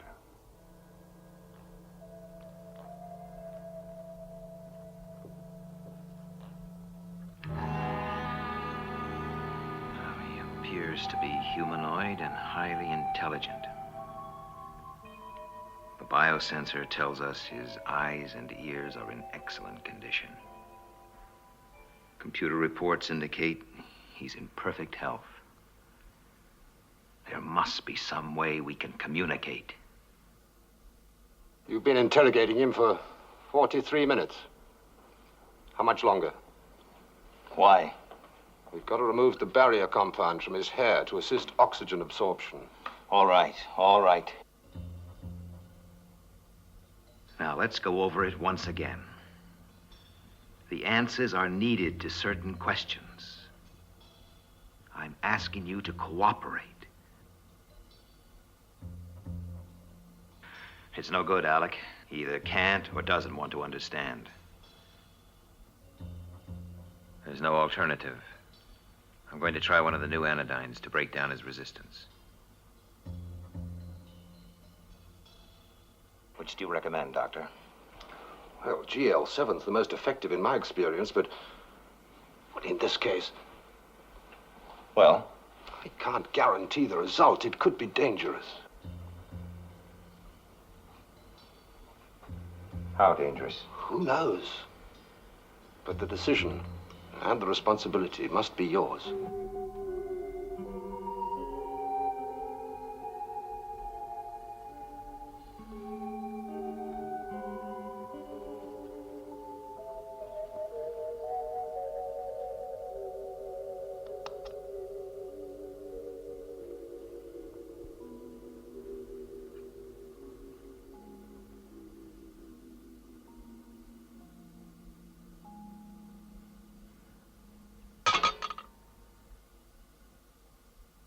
Well, your reactions are all right. You heard that clearly enough. All right, Doctor.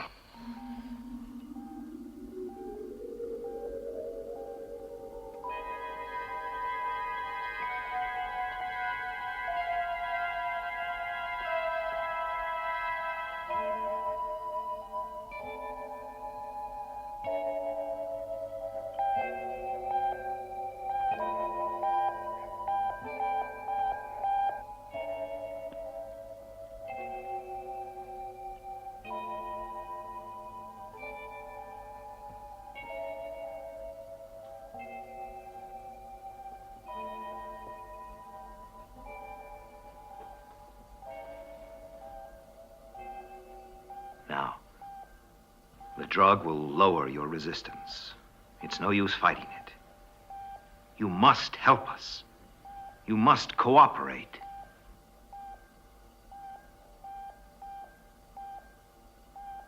Pulse rate increasing. Still increasing.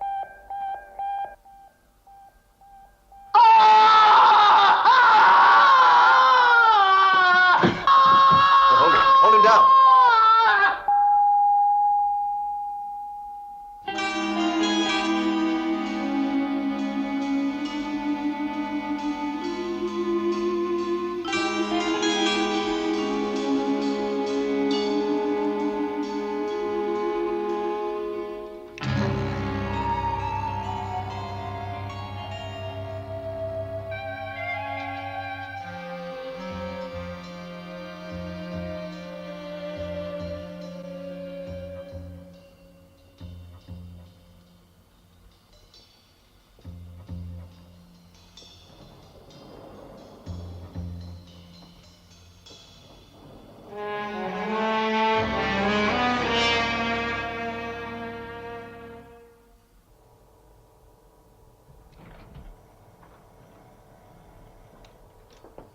Drink, Alec?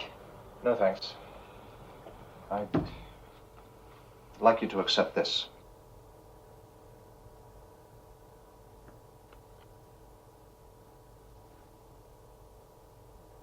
We've worked together a long time, Alec.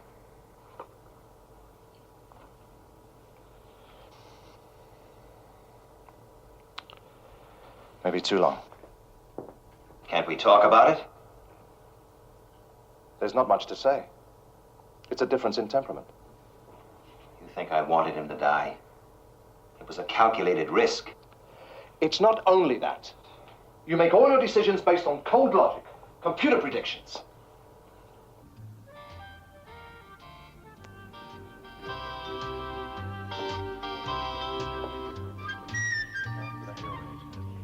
"1984. I wonder what it's going to be like in 20 years' time. Will the computers take over completely? Why don't you ask them? They seem to have all the answers, even now. We build them, program them, and they tell us what we're going to think before we know it ourselves. Well, you better make that phone call.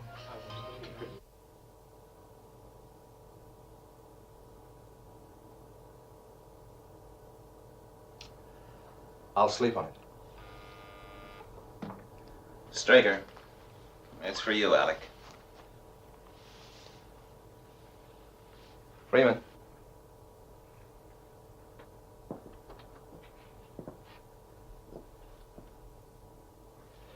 Well, when did you find this out? Well, you know what it means, don't you? Right. No. Now leave that with me. Yeah. Bye.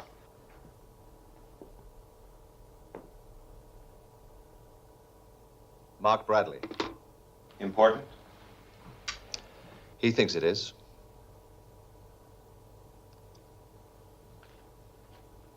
Well, it looks like you were right. You and your computers. Oh, by the way, Alec. Would you tell Lieutenant Ellis and Astronaut Bradley that they're to return to Moon Base immediately and assume their normal duties? That's not what the report recommended. Not the first report, no. But this report analyzed the flight paths. And it shows that had normal procedure been followed, we would have lost all 3 interceptors. You mean her decision wasn't influenced by emotion? You tell me.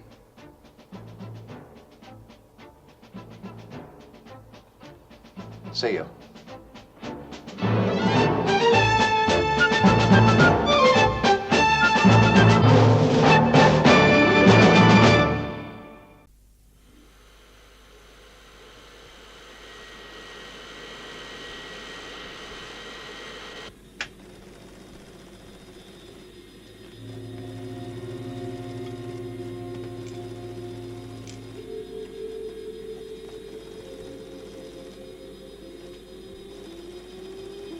Sighting radius vector 1096.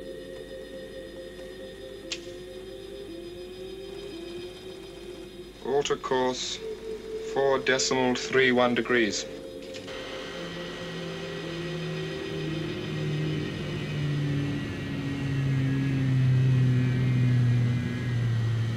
Confirm bearings. 109.6. Orbital altitude 306.2 miles. Vostok 2 launched June 1365. Fire limpet.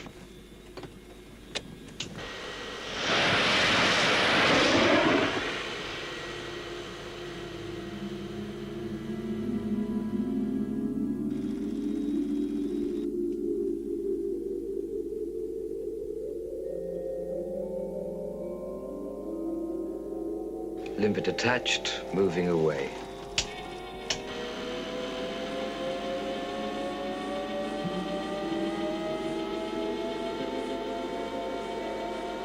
Stand by.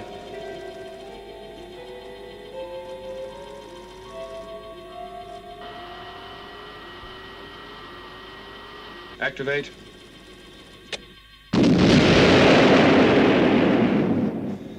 Positive, sir. Resume course.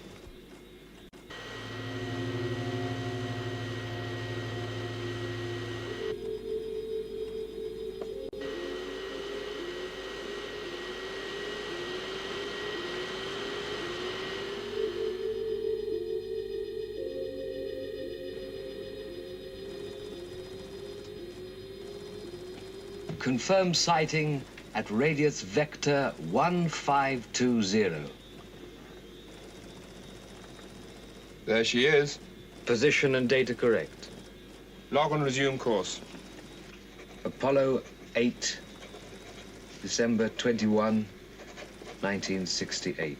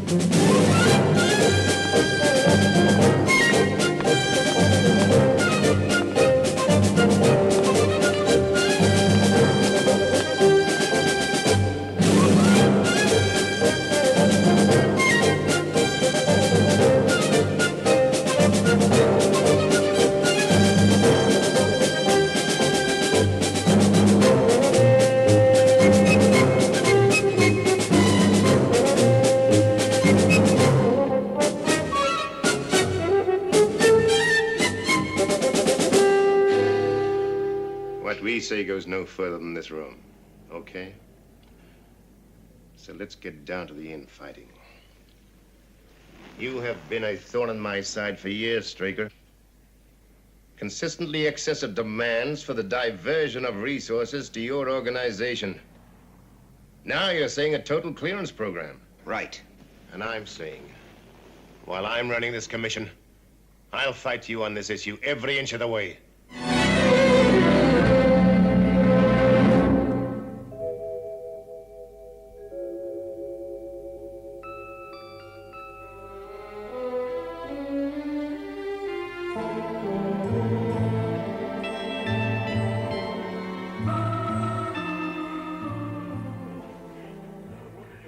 Ah, you've been practicing.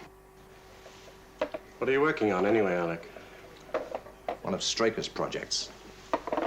It's a beautification campaign. Well, I won't deny you could use it. Space junk. Straker wants it all cleared. Well, the Astrophysical Commission takes care of any space junk. Anything with hazard potential. Straker has an idea it could be used by the aliens to crack our defense system. I'm beginning to think he may be onto something. Well, if your report shows it's a possibility, the junk gets cleared. So what's the problem?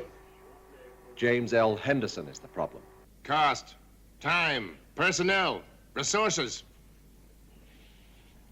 You want reasons. Why not? I can give you 100. Listen, Henderson. Every item of space junk could be cleared in a matter of weeks, if the Commission gave its full support. As for the cost, I admit it would be high, but safety factors alone would justify it. Safety factors? Yes. My organization uses space more than any other. My pilots take more risks with that junk in 1 month than my men do in a year. No, we need facts, Straker. Details, statistics. You just don't have them. Don't I? Of course you don't. I have my report. Your report. You promised that the Commission would not take a final decision on the clearance program until my report had been fully considered. And so it won't. However, I must confess I don't think it'll have that much influence. Well, if that's so, Henderson, it must be because you've already swung the Commission against it. Look, Straker, we've just completed the annual clearance of all items of space junk we consider a menace to navigation. The cost was more than double that of last year's operation. And worth every penny. Do you realize what a full clearance program would cost? Look, I'm not going to swap dollar signs with you, Henderson. Men's lives are at stake. Now, I want that junk cleared. Every last piece.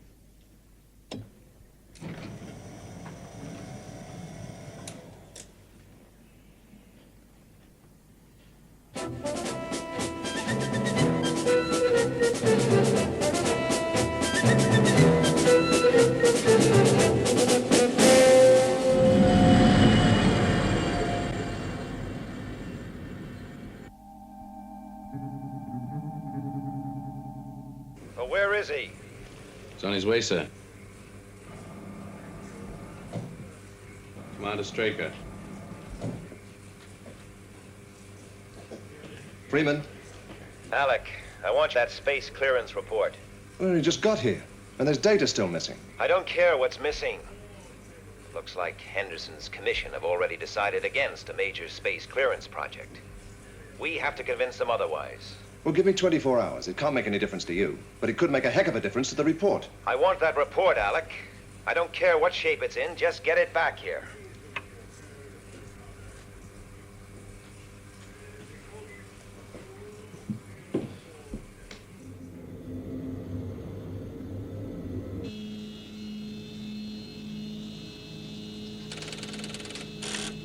Shadow Lunar Module 32 cleared for takeoff at 14:21:34. Stand by. Roger, Moonbase. Affirm TET. Affirmative. Trans-Earth trajectory green.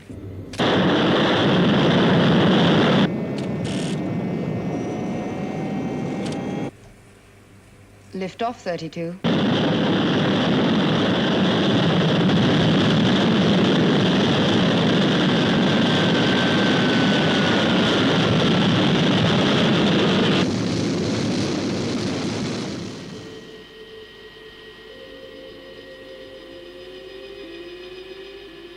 Check Delta coordinates.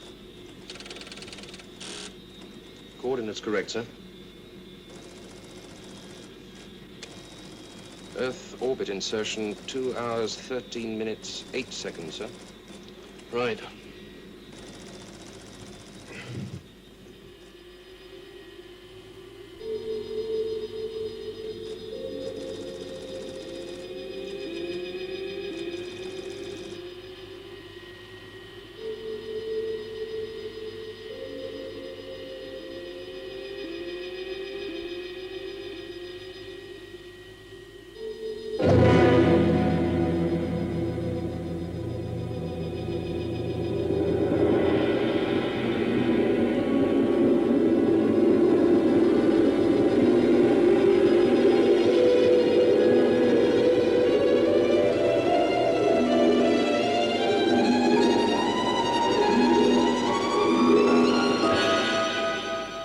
Contact Shadow HQ and Moonbase. Tell them we're going for EOI in 43 minutes, 29 seconds. Right, sir? 32 reports Earth orbit insertion at 13:08:21, sir. Contact Sid. Tracking procedure green. Has Shadow HQ been alerted? Yes, sir. So everything's fine? Straker's not going to think so. He's expecting you.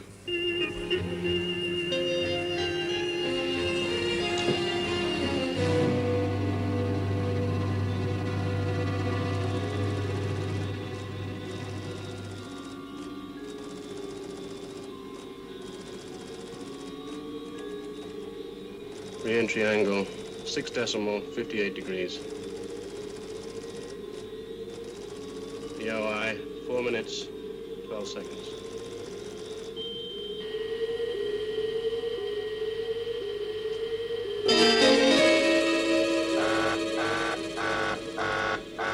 Sighting, sir. At 7035. That's in behind us. Confirm sighting. Affirmative, sir. And it's closing fast. Contact Moonbase. 32 reports unidentified sighting, sir. Signal red alert.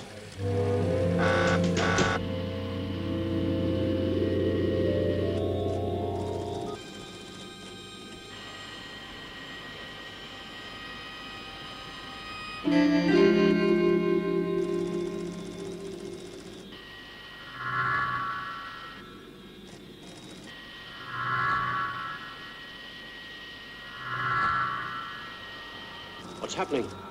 Angle increasing.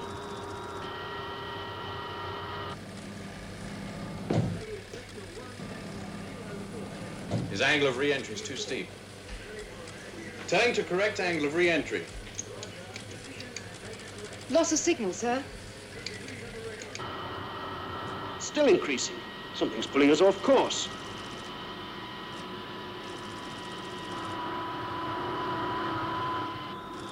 We've got to correct.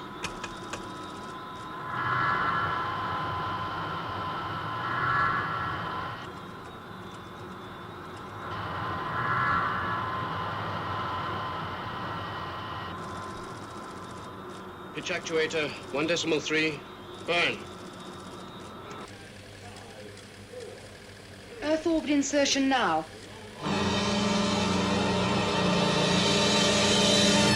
No response. We're in trouble.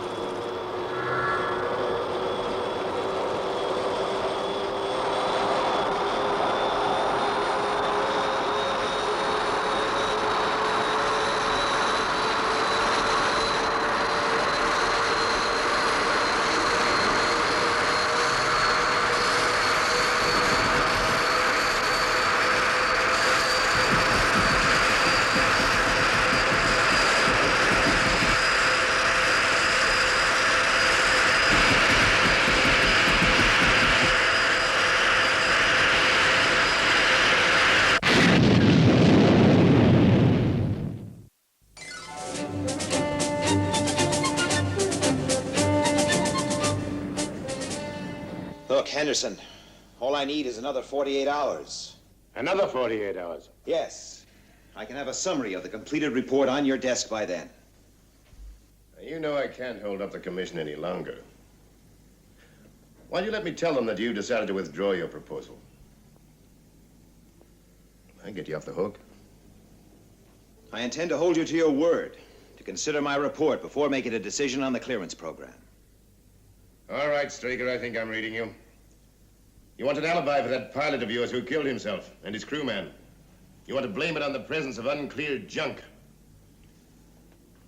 I want your word, Henderson. On one condition.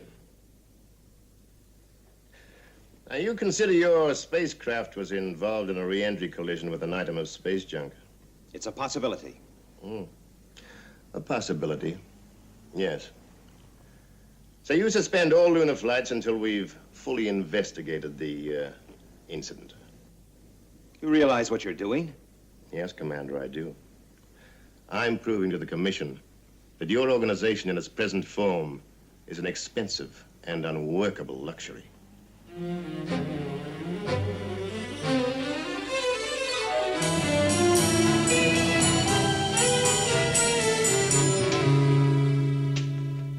Miss Eland.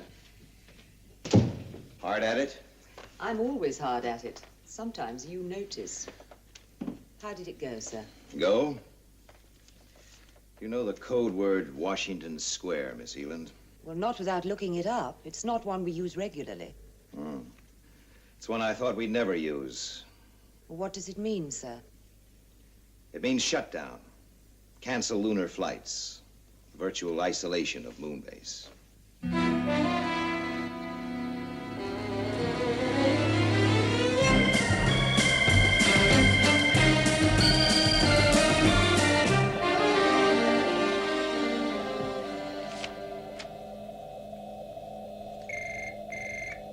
Shadow control to all unit commanders, Washington Square.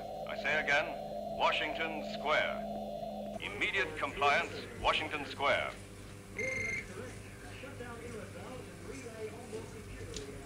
Colonel Foster, sorry to disturb you, sir. Code message from Shadow. Washington Square. I'll check it right away. There's no need. It means shutdown. What? More specifically, it involves a complete ban on all orbital flights.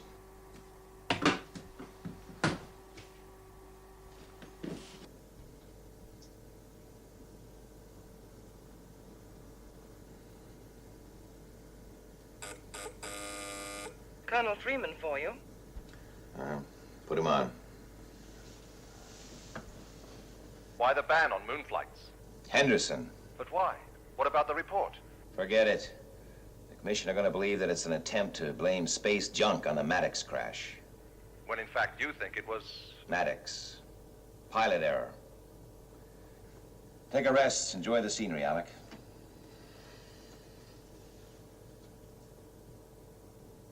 What's Straker trying to do? I don't know. He doesn't usually take a thing like this lying down. You couldn't call it typical.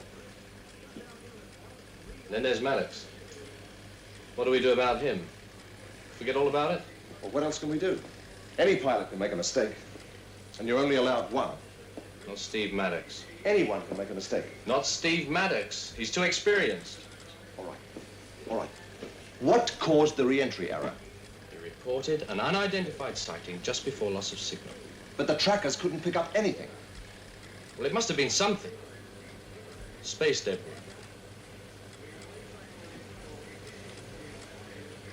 Maybe. Maybe. And we just sit back and do nothing about it? No.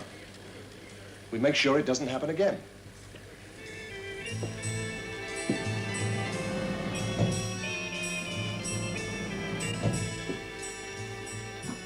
Get me 32's electronic log.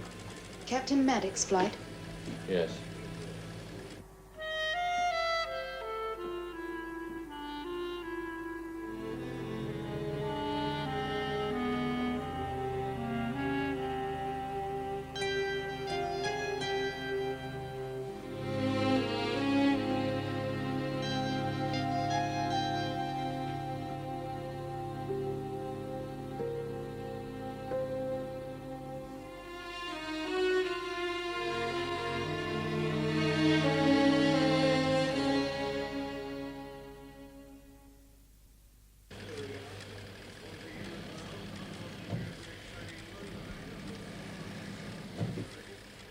What's going on here? What the devil's going on? Who's in that module? Colonel Foster. Why didn't you tell me? Any of you? Colonel Foster's orders. On no account were we to tell you until takeoff was imminent. And irreversible. Paul, cut your motors.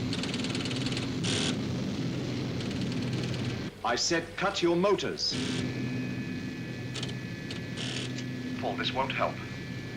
What won't? Taking out a module. If you're doing it for the reasons I think you are. I'm going to fly the same course Maddox flew. Under precisely the same conditions. Yes. You're crazy. What will it prove? For one thing, Maddox wasn't responsible for the loss of his ship. Well, if you do make it, it won't mean much. Depends on how I get through. And if you don't? Then I don't.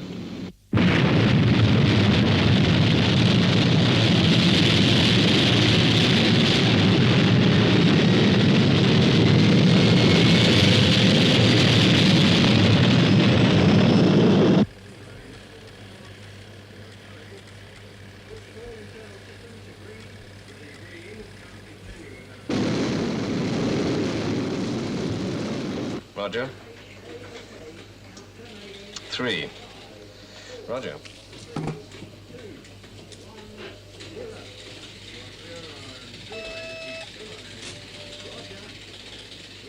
What is it?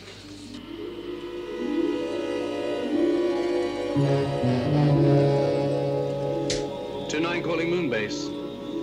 Everything under control? So far. EOI in 2 hours. 38 minutes, 22 seconds. Roger. Have you contacted Straker yet? No.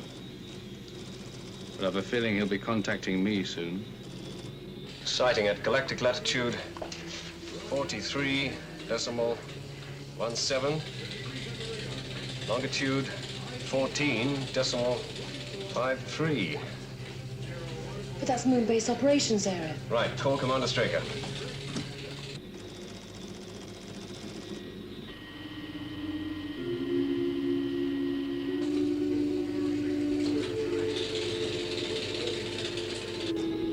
You'll turn back right now.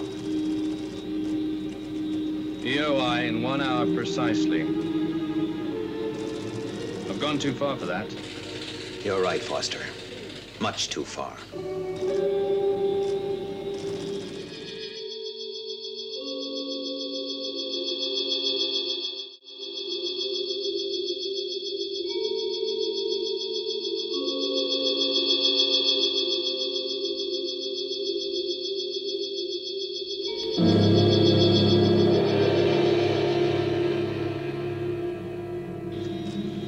Module 2-9 to moon base.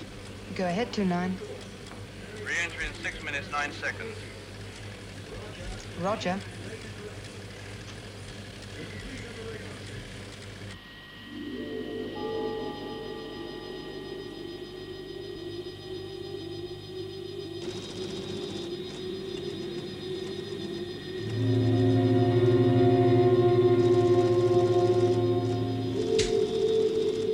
Moon base. Receiving 2-9. EOI in 4 minutes, 3 seconds.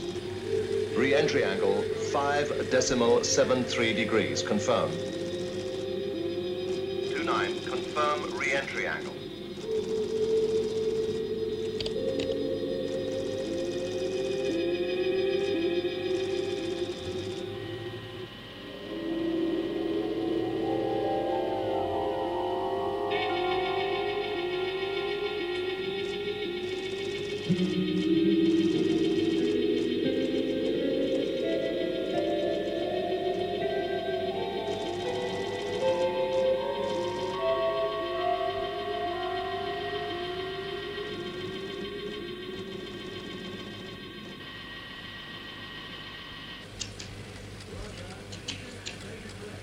Stay on 2-9. 2-9's re-entry angle, sir. It's...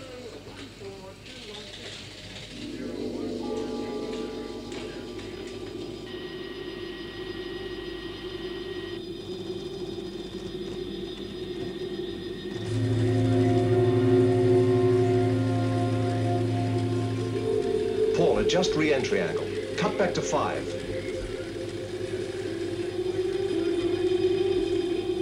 Cut back to 5, Paul. You're far too shallow. If he doesn't adjust, he'll bounce off the Earth's atmosphere out into space.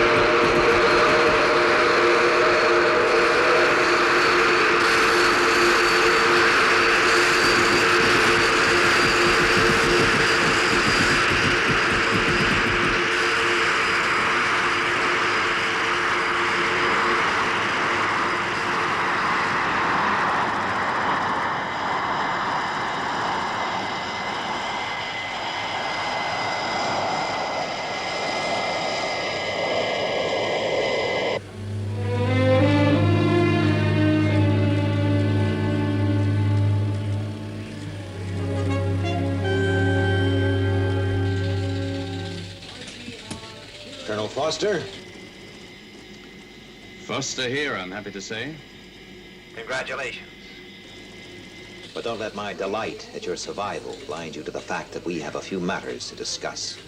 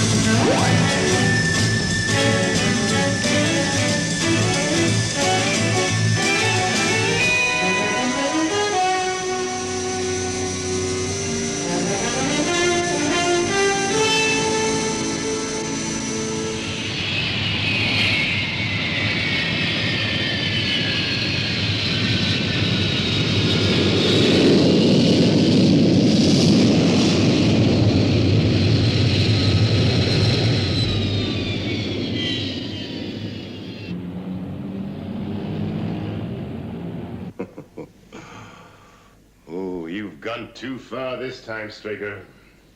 I don't see it that way. You authorize a lunar flight. I authorize nothing. Look, Straker, I don't want to argue with you.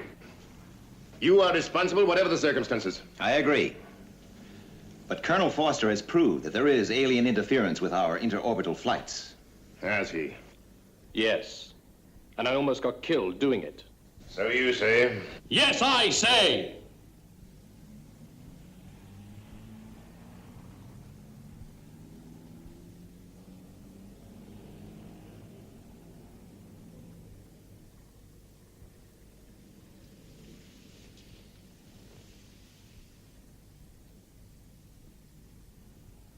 My apologies.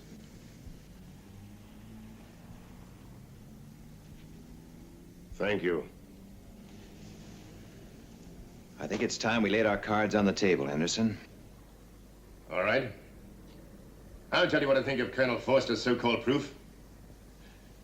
You knew the commission was going to turn down your space junk clearance program. So you instructed Foster to make this flight. Now, why should I do that? Because you were desperate for evidence. Go on. You authorized the flight to rig this information, but you won't get away with it. The commission convenes the day after tomorrow. By the time I get through, you'll be out of a job. Is that all? I'll see you at the commission meeting.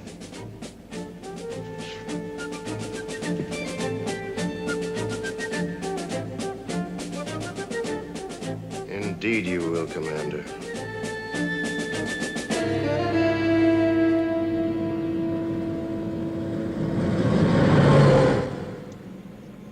Can he really do it? Do what? Ease you out. Can try. What about our evidence? They've got to take notice of that. Evidence. What's it going to look like when Henderson claims that we manufactured it just to get a space clearance program? But we're right. Well, sometimes, Colonel, that's not quite enough.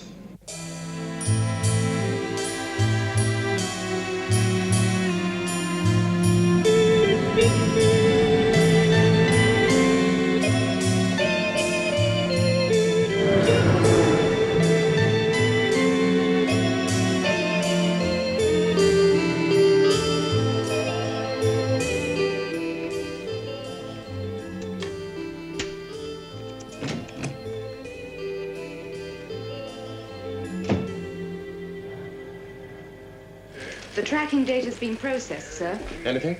Not that we can see. You should have been able to pick up something. There's nothing on Colonel Foster's log except a record of maneuvers. All right, send it down to Shadow headquarters. So what do we do now? Any suggestions? No. But we can't just sit around. I've solved quite a few problems by just sitting around, as you call it, Colonel. I suggest you try it yourself sometime. Commander, the tracking report on Colonel Foster's flight has just come in from Moon Base. And? Oh, nothing unusual, sir. All right. So that leaves the MV3 detector. Yes, they're processing the data now. Well, we haven't had much luck so far. Maybe we're due for a break.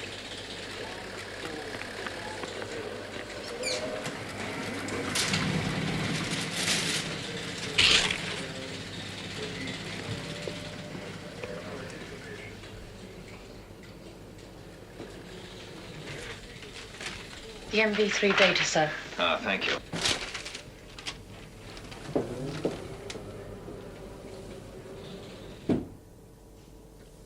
Looks like an SPS rocket of some sort.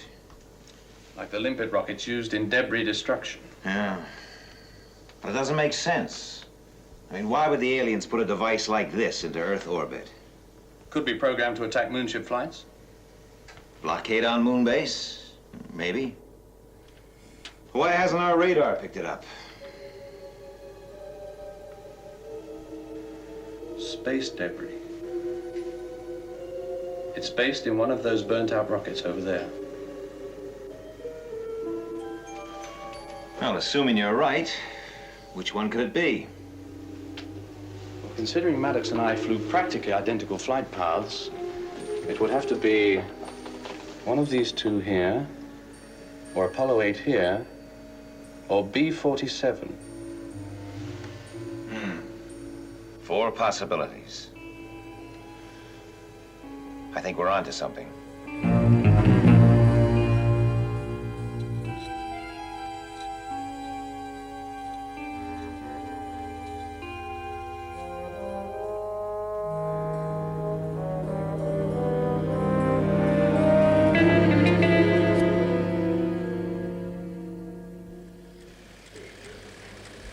That should be okay.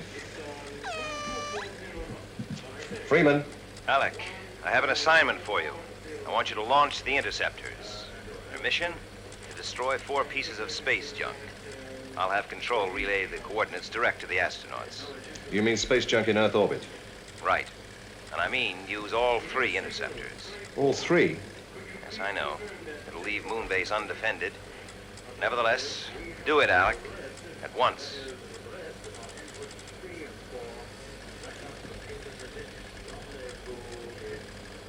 Now, wait a minute. Do you know what's going to happen when Henderson finds out about this? Ah, yes. Henderson. Why don't you go over and tell him, Colonel? What? He'll go berserk. Yes. Take a nice, slow drive. Give me about half an hour. I hope you know what you're doing.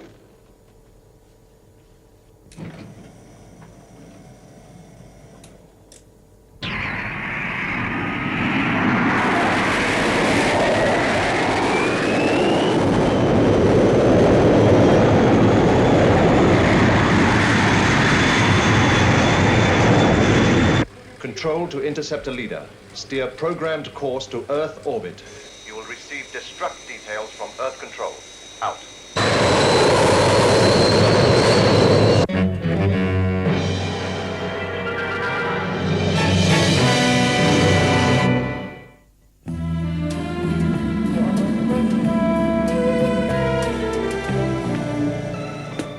Miss Eland, when James Henderson calls, tell him I'm unavailable.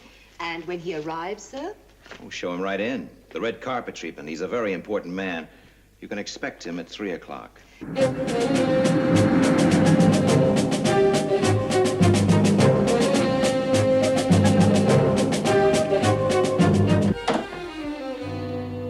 I want to see Straker immediately. And before you try to fob me up with some damn fool excuse, I'm telling you I won't take no for an answer. Well, of course you may see him, Mr. Henderson. He's expecting you. Go straight in. Oh. Thank you. Straker. Ah, Henderson. You're late. Won't keep you a moment. Studio business. Well, I think it's a great script, Mr. Steiner. There we are. Cleared for shooting. Thanks. You know, I like the way you operate. Oh, thank you. Your policy of non-interference. Some executives crawl all over you. Well, I can assure you, Mr. Steiner, you'll see very little of me. And I'll give you a film the studio will be proud of. Thanks again. Nice guy. Goodbye. Bye. All right, Straker. You know I never touched them. Voice identification. James Henderson. Identification positive. Henderson James L. Thank you.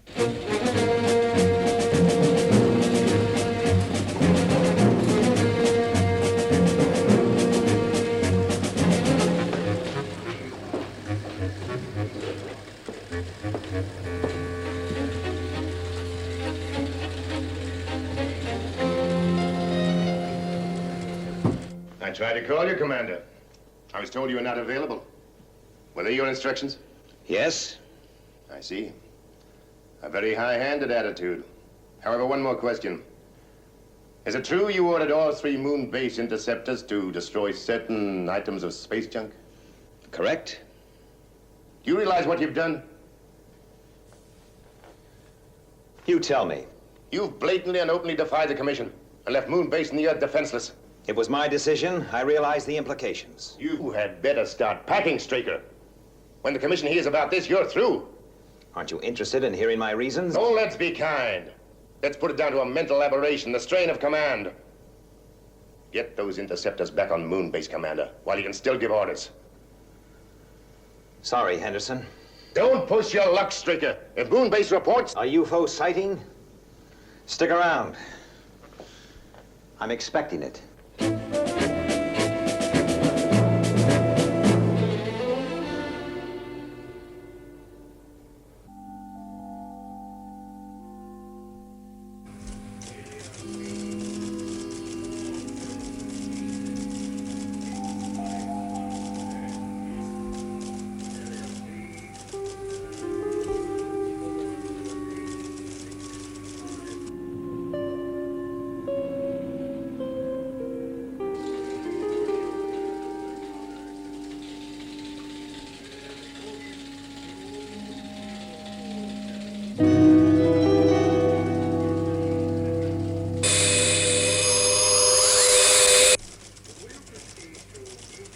Possible contact 248016, red. Contact confirmed, UFO 248136, red. Red alert. Get me Shadow headquarters. UFO maintaining course 248204, green. Get the termination. Request trajectory termination. Predicted termination 1F026, southern England. Close enough. Its target is this studio. Maintain visual contact on countdown. Yes, sir. And order a complete shutdown. Shutdown? Everything. VHF, radar, the computers, complete radio silence. Straker! As you said, Henderson, I can still give orders. Complete shutdown. Do it.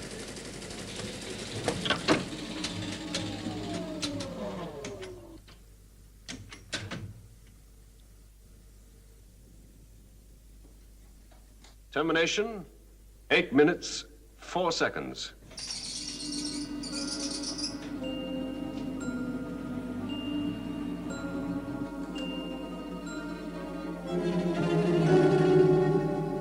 Commander Straker, I'd like to talk to you in your office. You too, Colonel.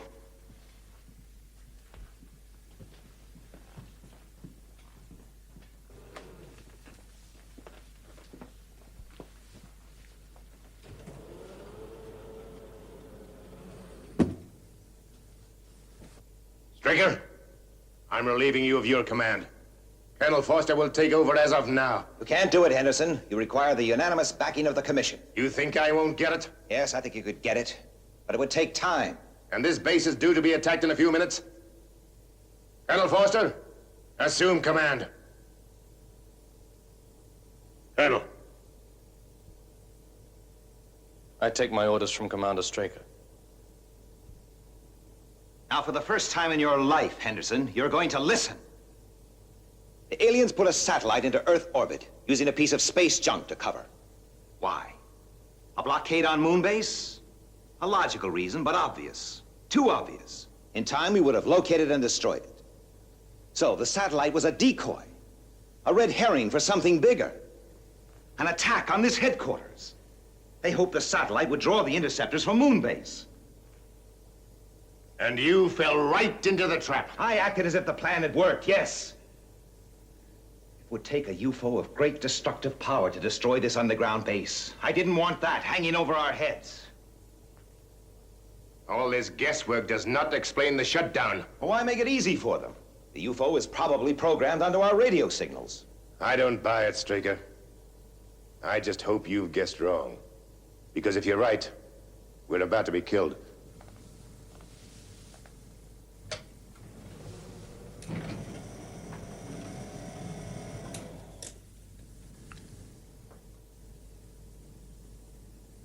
Still time for you to leave.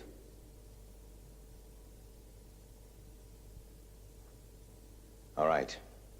We all just sit here and wait. For what? A voice.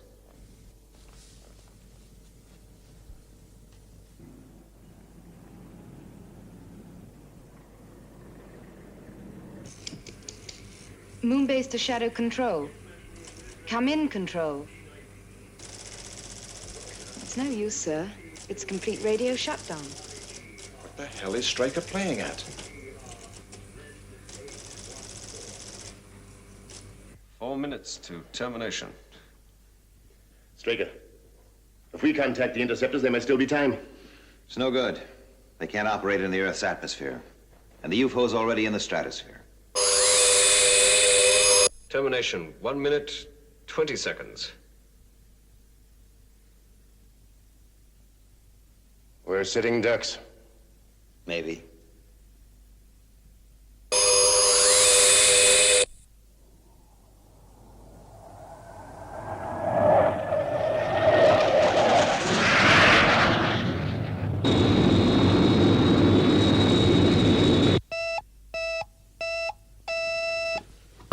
Yes. Sky One has just overflown the studio at 0 feet. Thank you, Miss Eland. Switch everything on. Yes, sir. And get me Captain Carlin. Sir. Nice timing, Captain. Don't miss it. Roger, Control. Sky One to Moonbase. Request UFO fix and attack coordinates. We'll relay direct to outward computer. Stray, a sly old... Fox? 45 seconds. 40 seconds. 35 seconds. 30 seconds.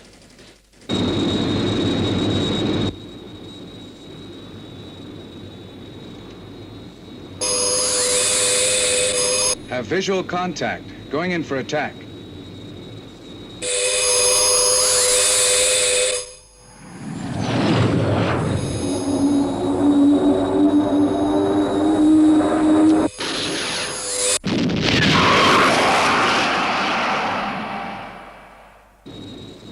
Sky One is Shadow Control. UFO destroyed.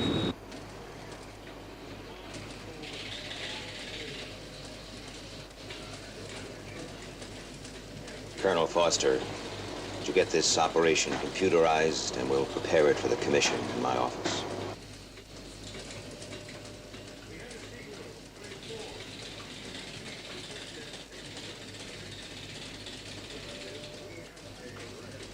Well, Straker, I guess I owe you an apology.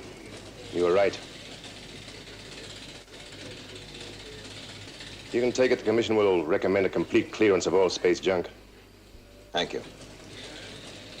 Of course, it'll take time. The money has to be raised. Call it the Maddox Fund. Maddox? The pilot who was killed. Oh, yes. Maddox. Well?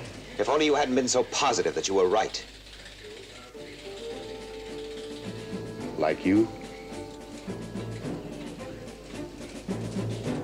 Henderson. I'll walk you to your car.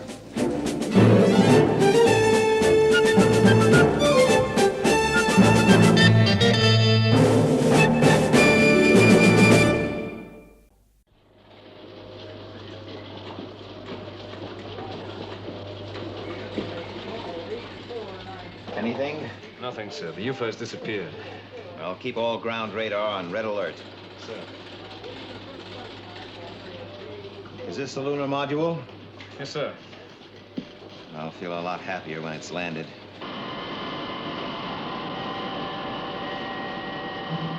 EER is 21 minutes. Rendezvous 4 minutes, 18 seconds later. Fine.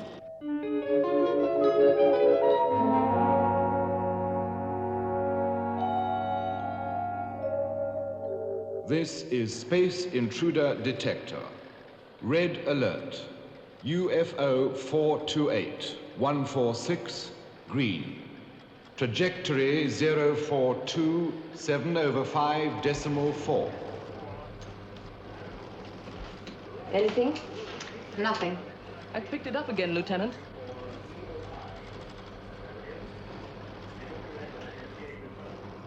Course 072124. Speed, Sol 0.4. Check. Confirm. Moonbase to Shadow Control. Come in, Moonbase. Confirmed sighting in area T.6, green. Moving towards area yellow at Sol 4.0. Your sightings are masked from us by the moon. We'll pick it up in T6 yellow. Out. Check the estimated re-entry time on the module. Yes, sir. This is Shadow Control. Relay your re-entry time and angle. Re-entry begins in 7 minutes. Angle 27.5 on a 3-second burn. Thank you, Captain. It checks. Thank you.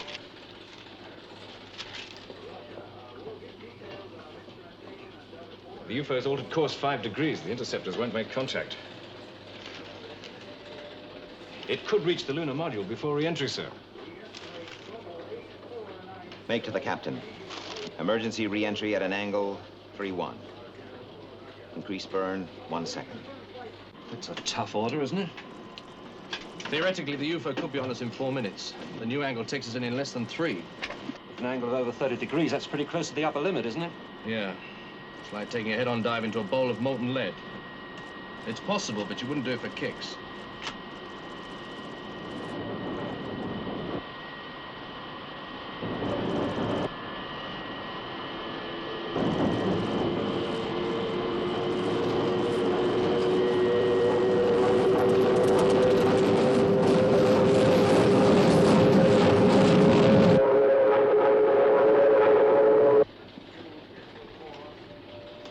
Sighting now in area blue, sir. Termination? I don't have an affirmative yet, sir, but it's definitely closing on the module.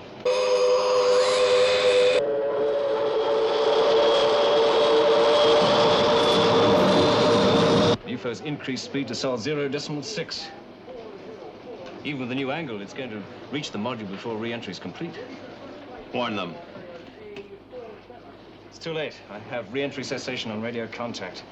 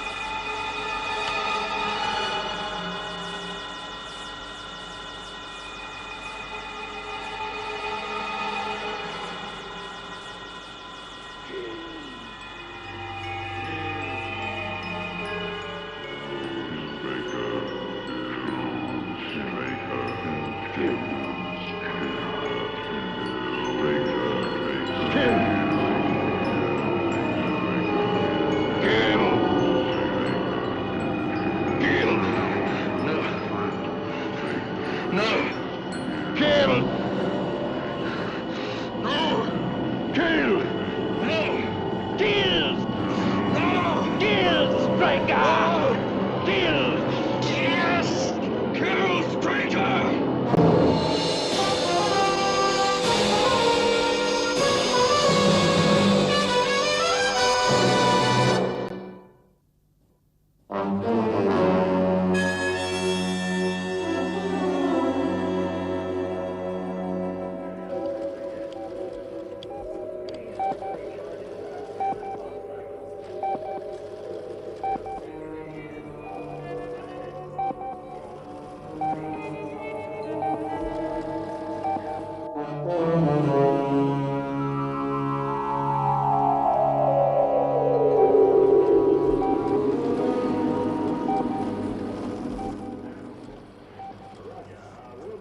I don't get it, Lieutenant. It's a lot slower than any other signal we've ever picked up. Yes, but we can't afford to take any chances. This is a red alert. Repeat, this is a red alert. Interceptors, immediate launch.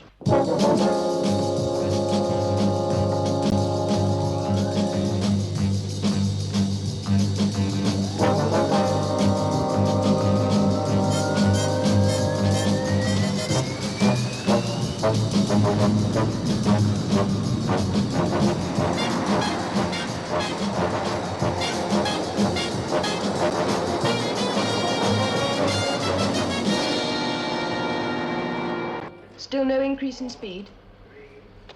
No, steady at 35,000 knots. Moon-based interceptors. Imperative you obtain visual contact before making any attack. Roger. Should go visual any second now. Interceptor leader to moon base. Have visual contact. Identify. A little charred around the nose cone. But it's all ours.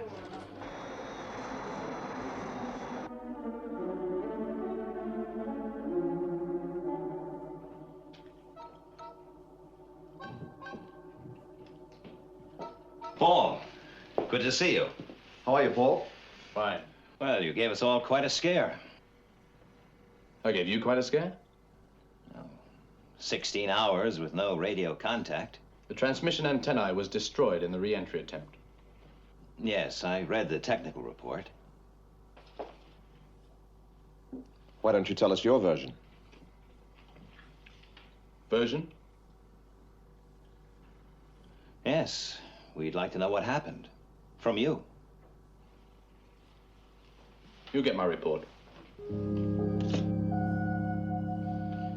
Now, look, Paul, there's nothing official about this.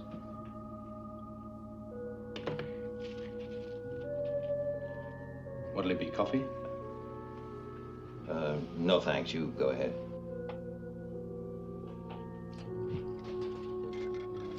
How about something a little stronger? Now, you know I don't use it, Paul. Never? Oh, I was forgetting the ice-cold computer mind of Commander Straker can rationalize his troubles away. Now, look, Paul.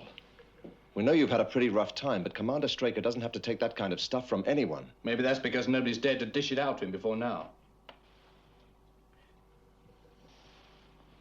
All right. Let's have it. If you're talking about details of the accident, you're asking the wrong man. Who should I be asking? The man who ordered the re-entry angle of 31 degrees. That, as you very well know, was me.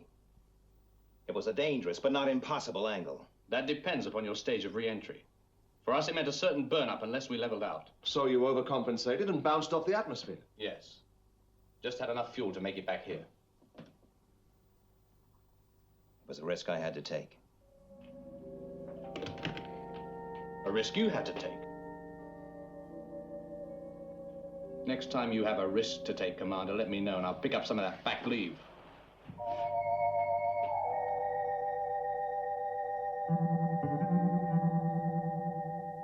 Well, over the past year, our rate of success against UFOs has been impressive, but by no means 100%. Like they used to say in the old days, that'd be like asking for the moon. Well, that's pretty much what I plan to ask for, Alec. Enough money to set up 4 new, fully automated moon bases over the next 10 years. Private? Let's work.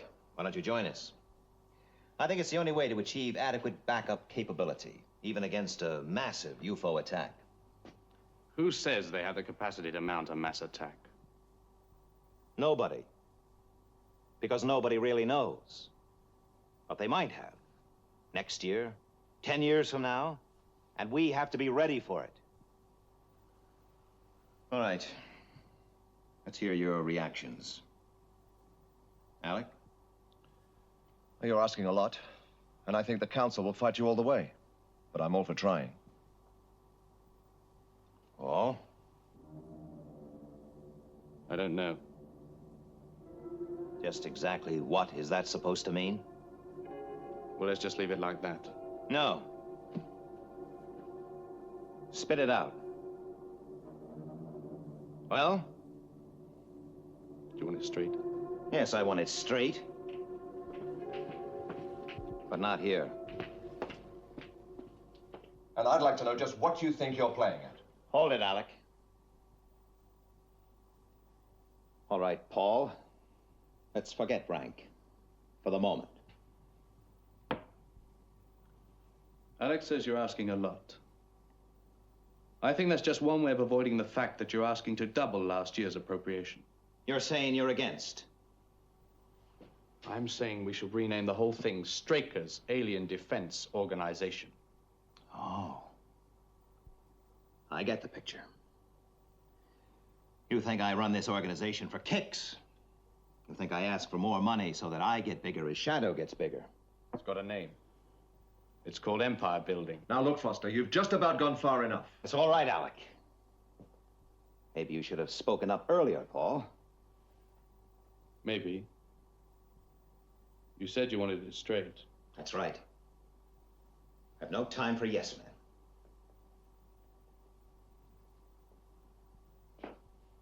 I think you should put yourself on the furlough roster. 3 to 4 months complete rest. You think I'm falling down on the job? I think it's got to you. I think you're obsessed with SHADO and Ed Straker. I think you're making decisions without any real thought to the consequences. Like that re-entry angle. Yes, like that re-entry angle. And like spending millions on moon bases when they're needed on Earth. Like 100 other instances I can name. All right, all right. Suppose Commander Straker took some leave. You got a replacement in mind? Well? It's possible.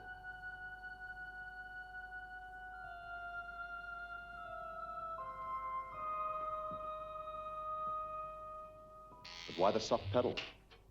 Why don't you just slap him back into line? It isn't that simple, Alec.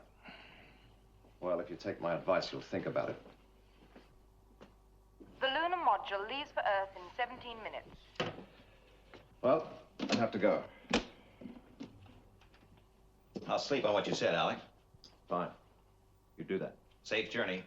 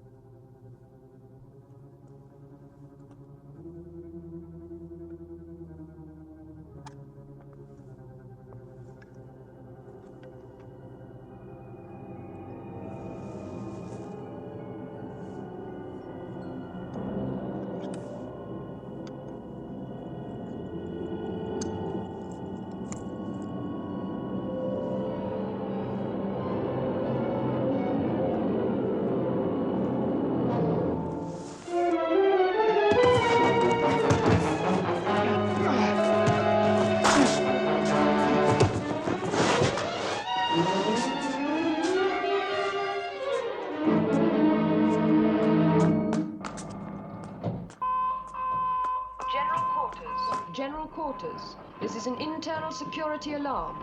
This is an internal security alarm. Seal all exits. I want Captain Craig found and brought here. Use stun guns if necessary, but I want him alive. Yes, sir.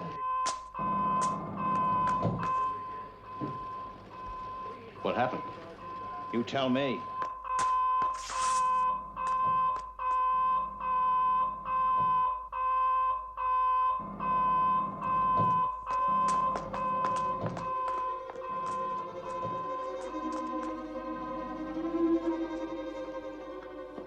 Look over there.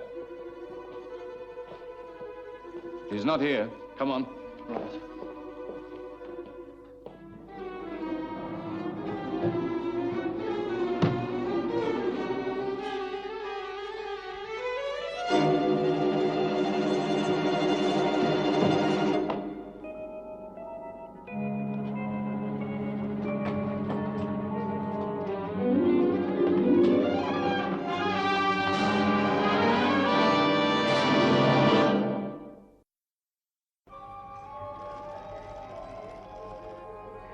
Right.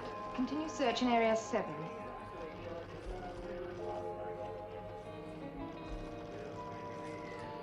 What's taking so long? We'll find him, sir. Reception and embarkation areas searched. Sleep sphere checked? Right. Move on to recreation area. Negative. The explosive store's been broken into. Looks like a high detonation pack is missing.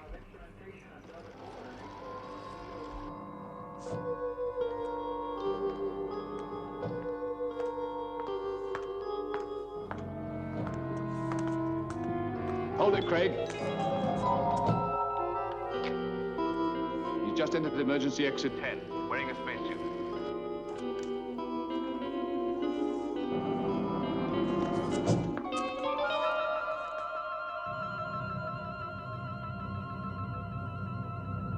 Order condition red. This is control. Internal security, condition red. Repeat, condition red. If he gets near the air and water installations with that explosive pack. Why wasn't exit 10 sealed? It's an emergency exit, sir. It remains operational even during an alert. All right. Get some men out there after him. Yes, sir. And I want to check on all emergency air supplies. Yes, sir.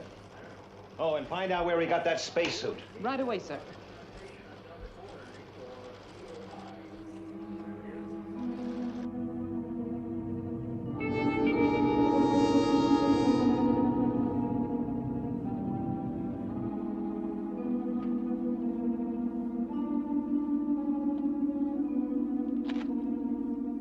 Go ahead, Log. There's a spacesuit missing from the legisphere, but he won't get far. It was due for recharging. There's practically no air left in the pack.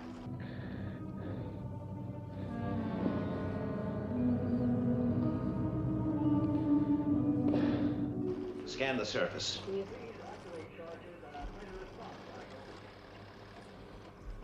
There he is. We have no choice. Use number 4.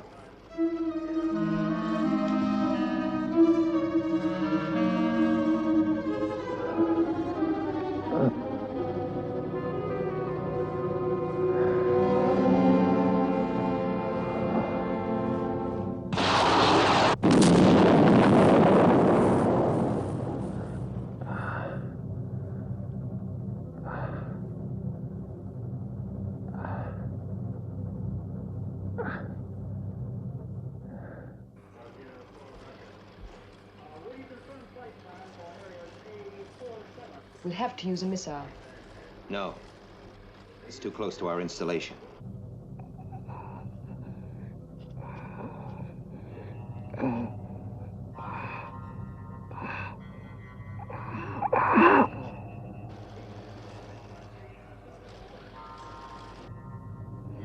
Listen to me, Craig.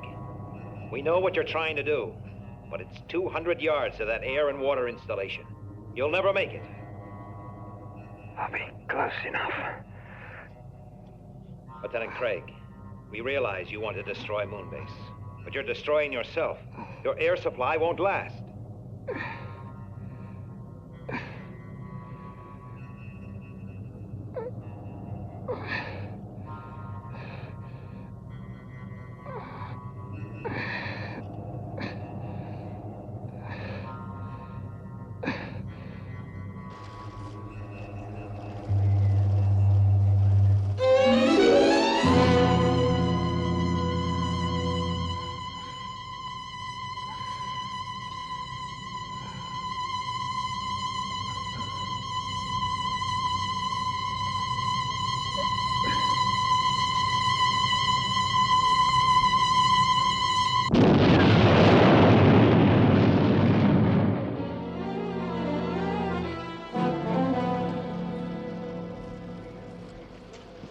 All systems checked and okayed, sir.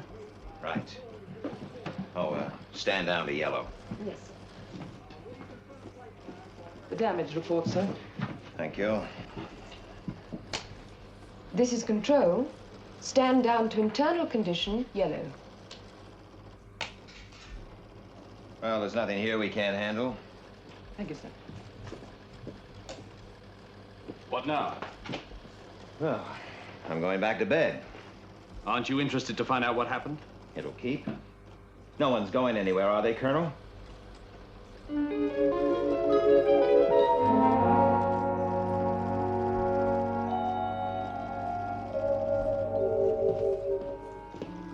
me a teleprinter link to Earth. I want to make a report. Yes, Colonel.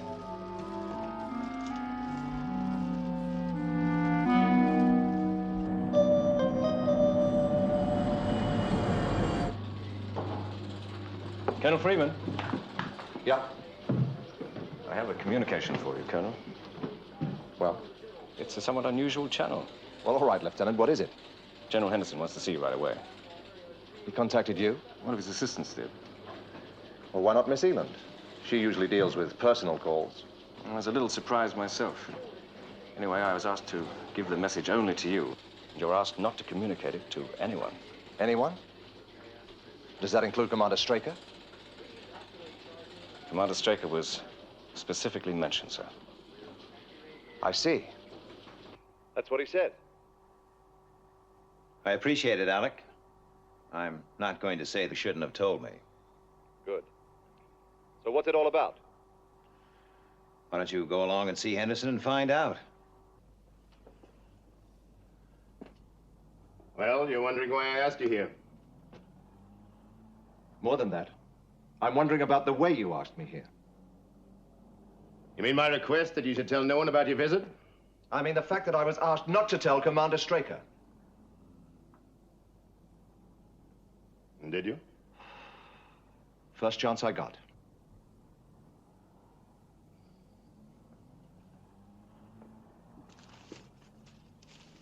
Read that.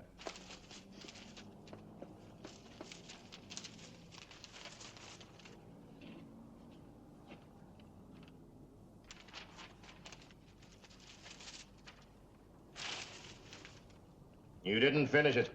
I don't have to. I've seen enough. Is that all you wanted to see me about? Sit down, Colonel, and listen to me. Now, if this had come to me from a shadow operative or even from a senior shadow officer, I'd have pitched it straight into the ash can. But it didn't. It came from Moonbase. From Paul Foster, the man who's backed Straker in every fight he's got into. If you say so. I do. Which makes Foster 100% loyal. Not anymore. Not in my book. I have to take this seriously, Freeman. That's why you're here. Now, the basic allegation is that Commander Straker has become mentally obsessed with his command and has to be removed. I want your opinion. It'd make even you blush. So there's nothing in Foster's allegations? Nothing. They're completely false? Yes. Even this one? The claim that Commander Straker plans to request double his last year's appropriation? If it's true, it might go a long way towards establishing a case for believing the commander is suffering from serious delusions of grandeur. Well, is it true, Colonel? I told Henderson to ask you himself, but he knew.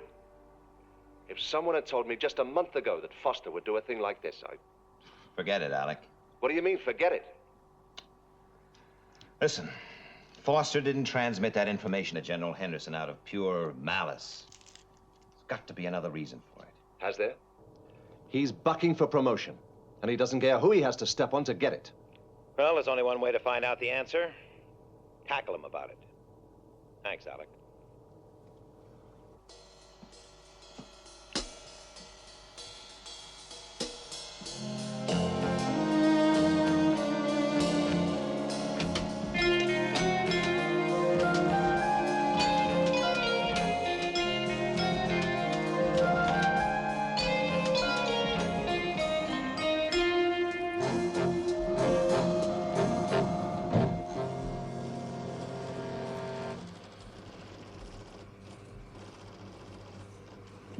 don't you girls go and grab a cup of coffee?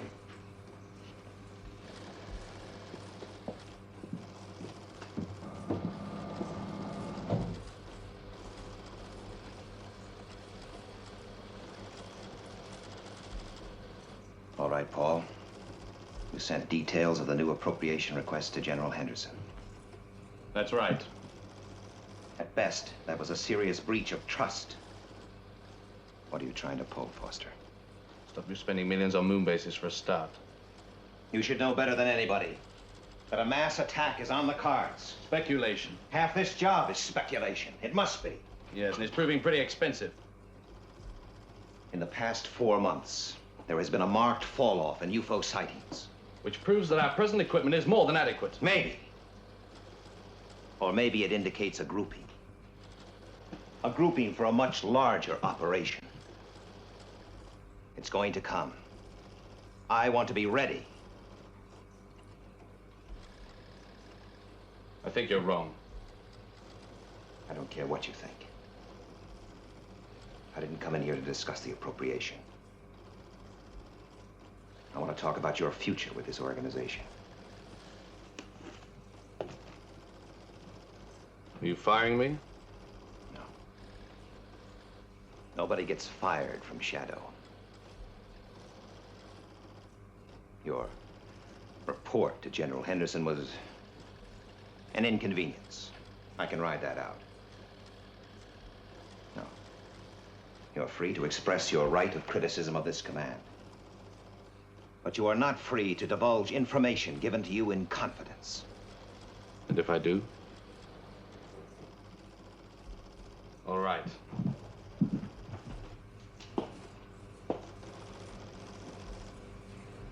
Let's get one thing clear. I stick to my opinion. I'm gonna push for a change of command. How hard will you push, Paul? As hard as Craig?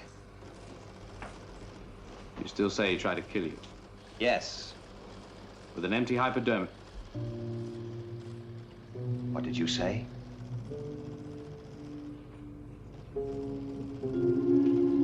I've told no one how he tried to kill me. An air bubble in the blood. Lethal. And very difficult to prove the cause of death.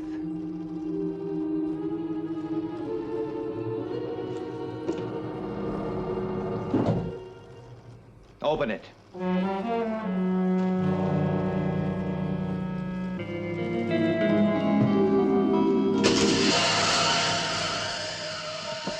No use, Commander. The doorway's sealed. We won't be disturbed.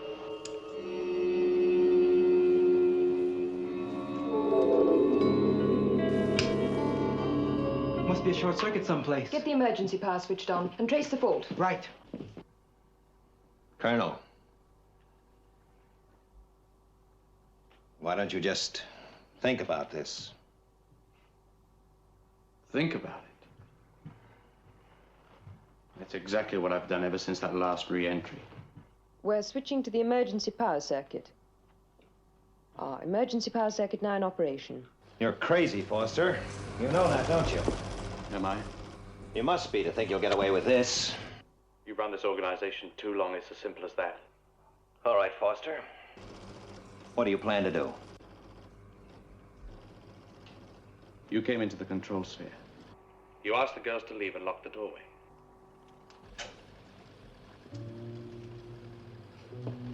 You tried to talk me back into line. I refused. You started throwing insults. There was a fight. You lost control and pulled a gun. Your gun, Commander. I got it from your locker. I managed to jump you. There was a struggle. And the gun went off accidentally. Got it in one. If we bypass the damaged circuit, we can link into the emergency supply. Right. And I want a couple of men outside immediately. Yes, Lieutenant. One question, Colonel. What happened in that module during the 16 hours of radio blackout?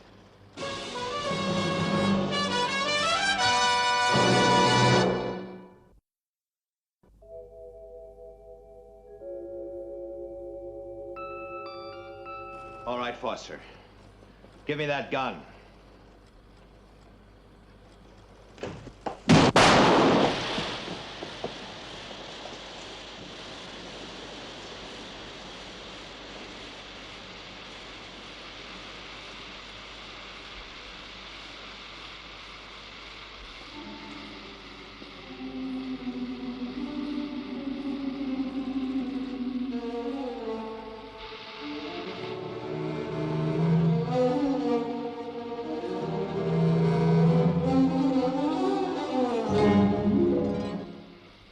Why did you use it? Makes no difference. That shot punctured the sphere. We're losing air.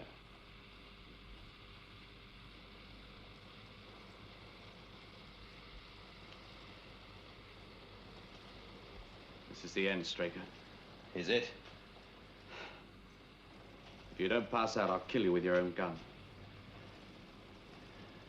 Guess you try and get it. Well, I won't have to. You'll pass out before I will.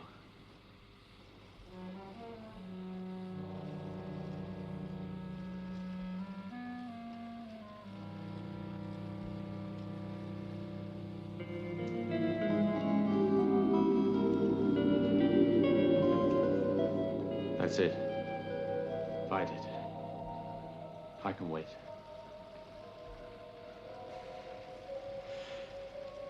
You see, it's a question of physique. I'm younger, fitter, stronger. You're forgetting one thing, Foster. Willpower.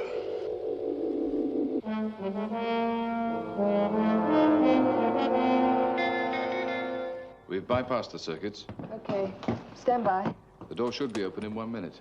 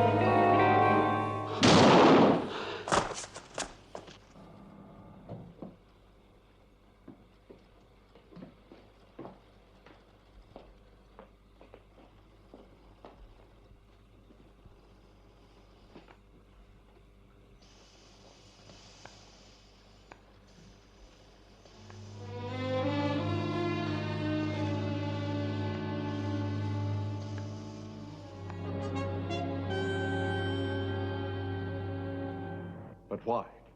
Why? I don't know, Alec. I just don't know. 2 men bounce off the atmosphere during re-entry. We know that a UFO was closing with their ship. Then, after an extended space flight, they managed to limp back to Moonbase. Now, what happened during those 16 hours? Something pretty frightening. Something traumatic enough to make both of them want to kill you. Well, we may know more when the psychiatric unit has finished its tests. Now, Paul, let's go back to the lights. What lights? Yes. The strange, strange lights you were telling me about.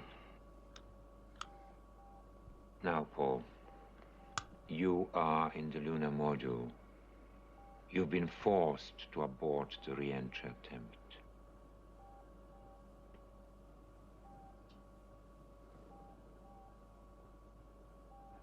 Check the fuel. What? Well, that's not enough. Compute for lunar orbit. Well, the antenna is damaged. No hope of radio contact. We're on our own. Go on, Paul, go on. It's later, an hour later. On course. Well, let's hope the fuel holds out. And then? What happened then, Paul?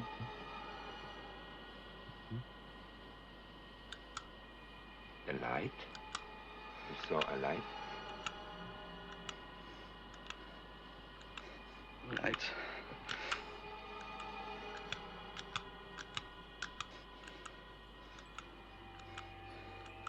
So strong. It's so bright. It's blinding me. What's making this light? Where does it come from? Kill. Where does this light come from, Paul? Kill. Pulse rate 104 and still rising, Doctor. Kill. Kill who? Kill. Kill.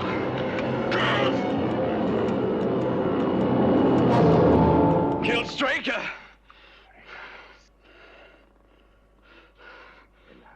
Relax, Paul. It's all right. Relax now. Relax.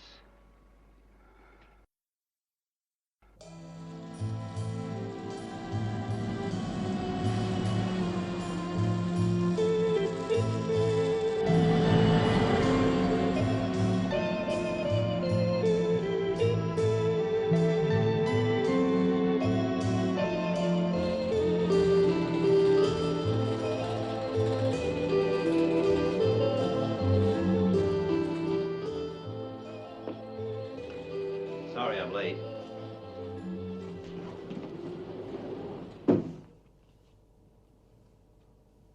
All right. Let's have it. Paul Foster is finished. Finished? But you said yesterday that it was going to be all right. Yes, but in our psychoneuralgic test, we found that... Never mind the textbook blurb. What happened?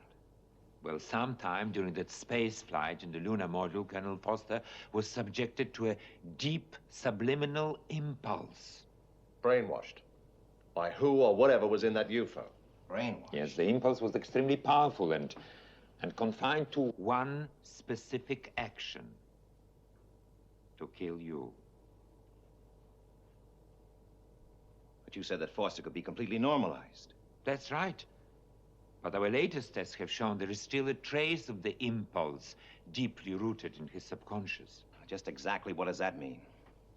It means that we can never be sure. Sure.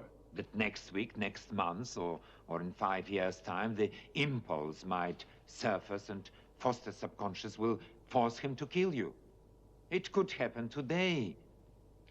Jackson, you said we couldn't be sure. So there is a doubt. That's right. I could be wrong. Foster may have it under complete control. Well, surely there's something. Drugs, hypnosis. No, I'm sorry.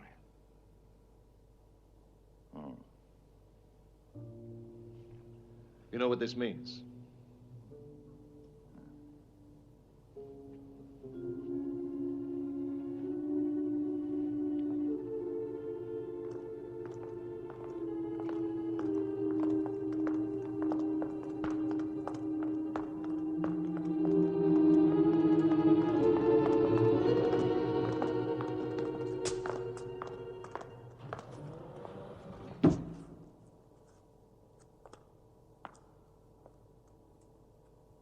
Lock the door. Under no circumstances whatsoever, open it for 15 minutes. Is that understood? Very good, sir.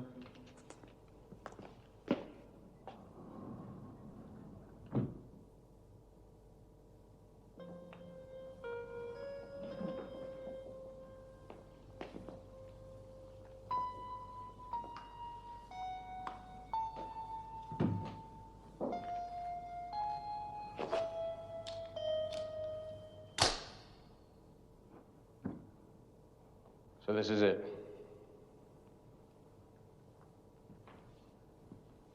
Thing is, I feel perfectly normal.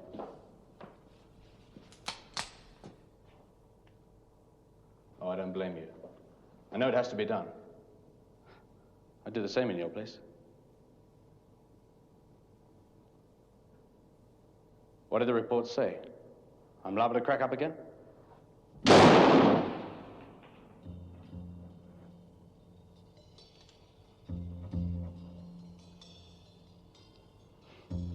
Look, I know you just can't kick me out of Shadow. I know too much. Total security.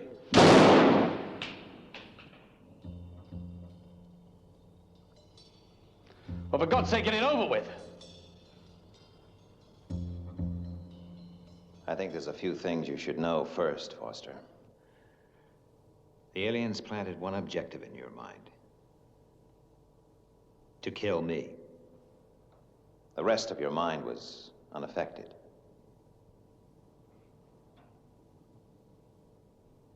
I don't understand. I know you don't understand. The psychiatrists, they gave you a clean bill of health.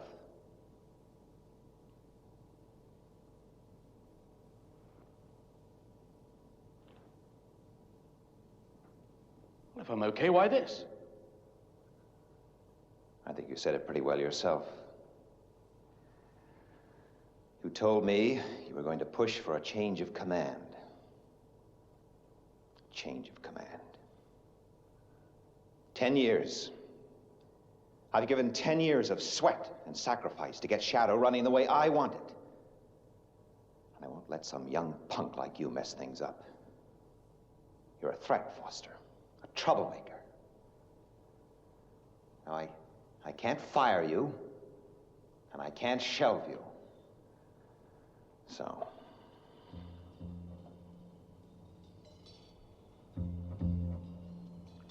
I don't believe you. Doesn't really matter, does it?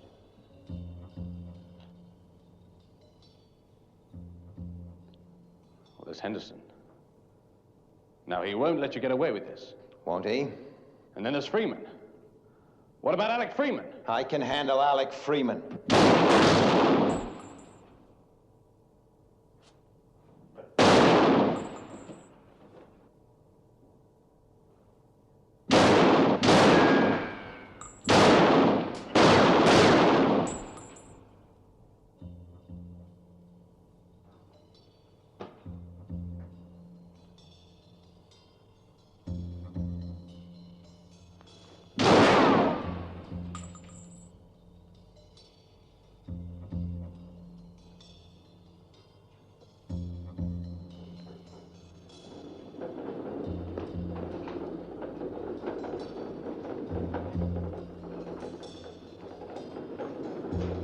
Hold it, Foster.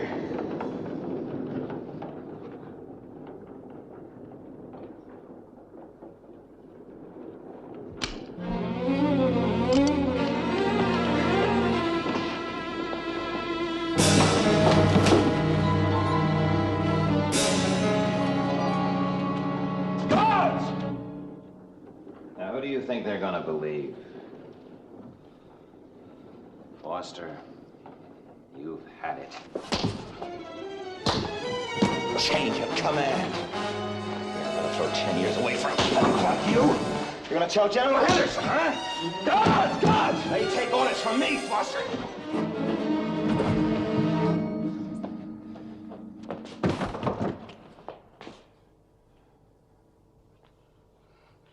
Now get back, stranger! You're going to have to kill me, Foster. No! I said kill me. It's you or me. Shoot! Kill! Kill!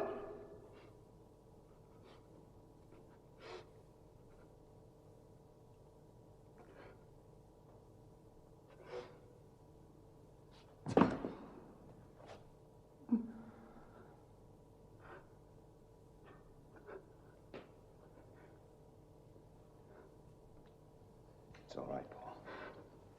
It's all right. You're trying to kill me!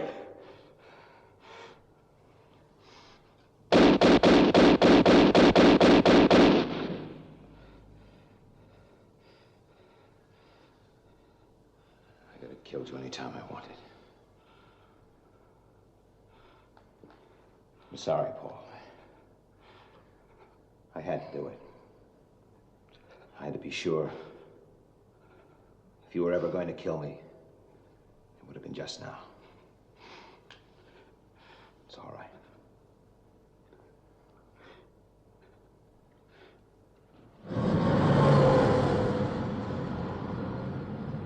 Still haven't figured it all out, but he's quite a guy. Yeah. All set, fellas? Let's go. To see General Henderson about the money for the new moon bases. By the way, Paul, I'll listen to any reasonable arguments against it in the car. Then I'll tell you how it's going to be.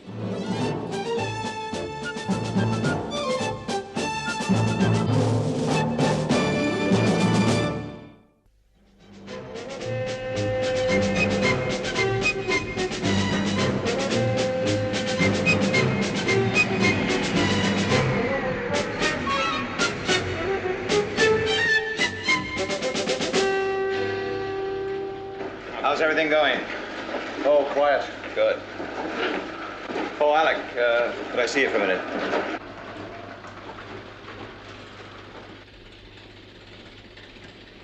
Sit down, Alec. I want to talk to you about the new leave roster for Moonbase. I thought you might. It'll have to be changed. And who tells them?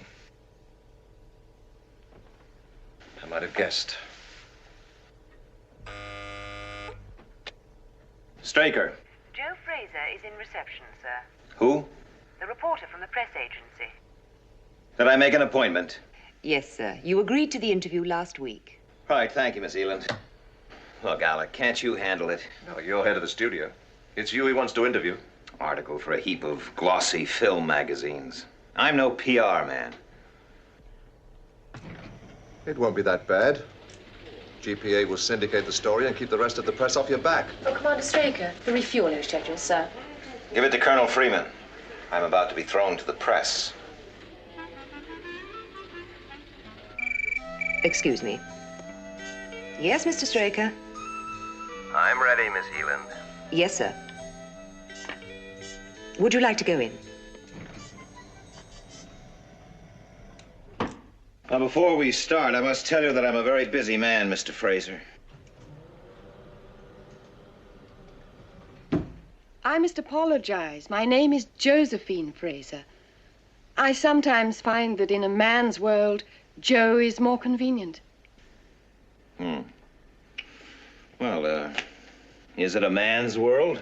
I think so. I hope you'll forgive me. Oh, I'm sorry. Please sit down. Well, fire away, Miss Fraser.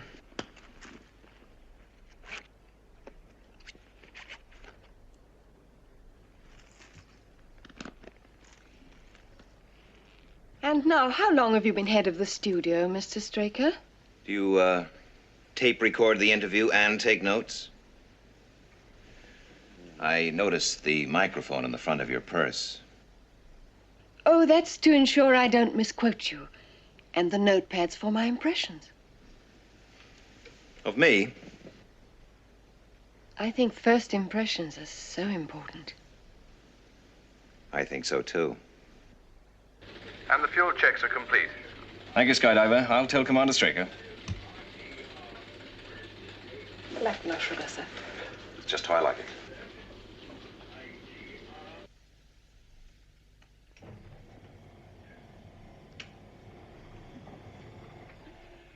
Well, I'll walk you to your car. Well, thank you. I thought the age of chivalry was dead. Oh, no, I have to go up on the studio lot. It's on the way. Goodbye.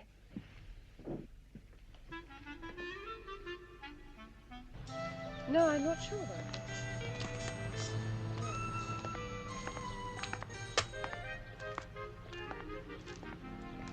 Very smart. I've earned it. Well, thank you. You've been very kind. A pleasure. Goodbye. Miss Fraser?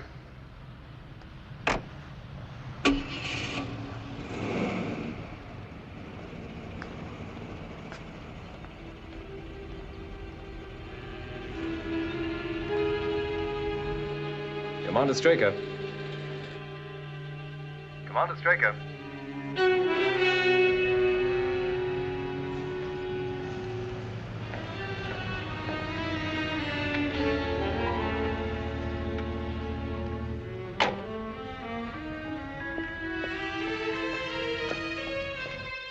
Commander Straker.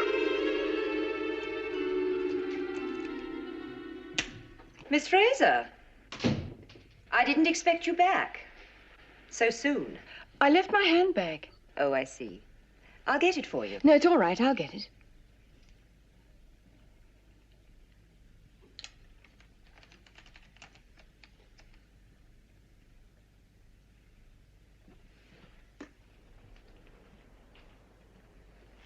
Have you found it? Yes, thank you.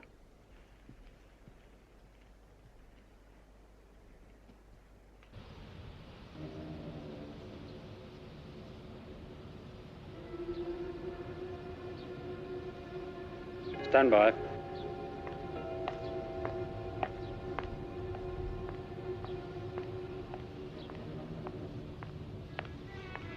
When I give the word.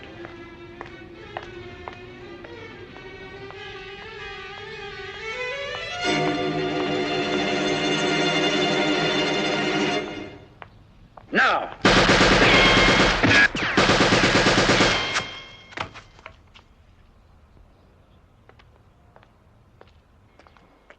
Got it! How are you? All right? Fine. How was it? Great. Absolutely fine. Right, we'll take some close-ups on this shot now. Now, Roy, from the point where your hand comes up to your forehead. All right? Sally. Good morning, Roy. Well, good morning, Mr. Straker. Well, you died beautifully. Thank you. I don't get much on the blood, though. Oh, by the way, Roy, we finally got that contract matter all straightened out. If you want to call Miss Elin, she'll put you in the picture. Fine. Lovely. Chaps, that was absolutely...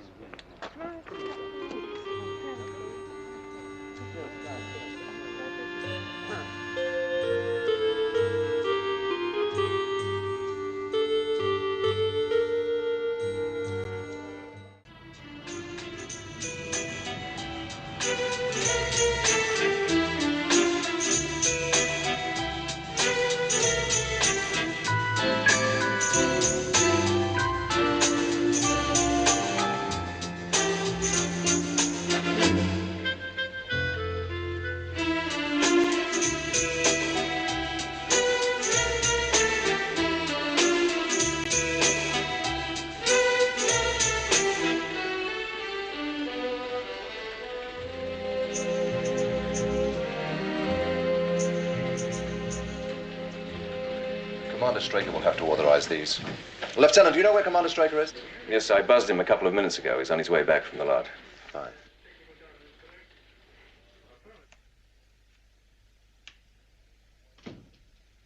Messages, callers? No, sir. Only Miss Fraser. Miss Fraser? Yes, sir. She came back for her handbag. She left it in your office. You didn't let her go in there. Well, only for a moment. I see.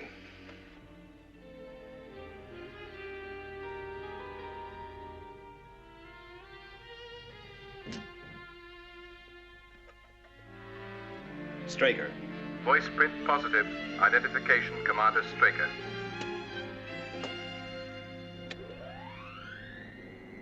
I think first impressions are so important. Do you tape record the interview and take notes? I think first impressions are so important. You didn't let her go in there. Well, only for a moment.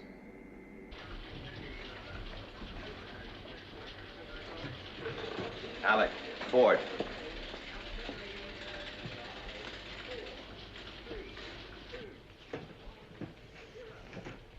Something wrong? Did anyone call me during the last 15 minutes? I bleeped you on the studio lot. No, I mean the office, up top, over the intercom. Well, yes, I tried there first. What did you say? Nothing. There was no answer. Well, you must have said something. It's important. Well, just Commander Straker. There was no reply, so I clicked off. Commander Straker. Well, thank you, Ford.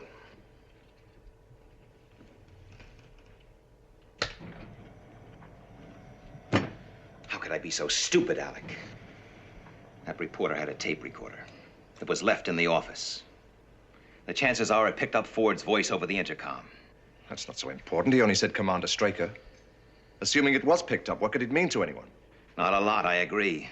But maybe just enough for that woman reporter and her press friends to start snooping around. It was a girl. Yes. Miss Eland, get on to the Global Press Agency. I want to contact that Miss Josephine Fraser. It's urgent. Yes, sir. What was she like? Oh, intelligent. Attractive? I'm afraid we have no one on our staff named Fraser.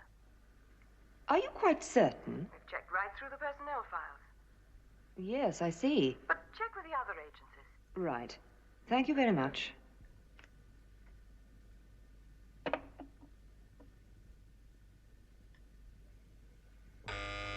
Yes, Miss Eland? I just called the press agency, sir. They've never heard of Miss Fraser. Well, check all the other agencies. I want her Found. Thank you, Miss Eland.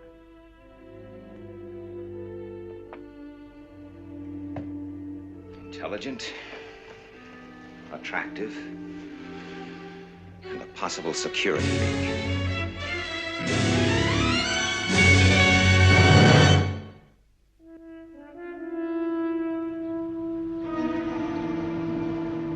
It was my mistake. I'll take care of it. Well, I still think I should go. Well, it's simple enough, Alec. Find Miss Fraser and get the tape. A logical sequence. Well, you can look after things here. Sure. Well, there it is, Alec. The responsibility seat. The, other side of the fence. I'll check in every few hours.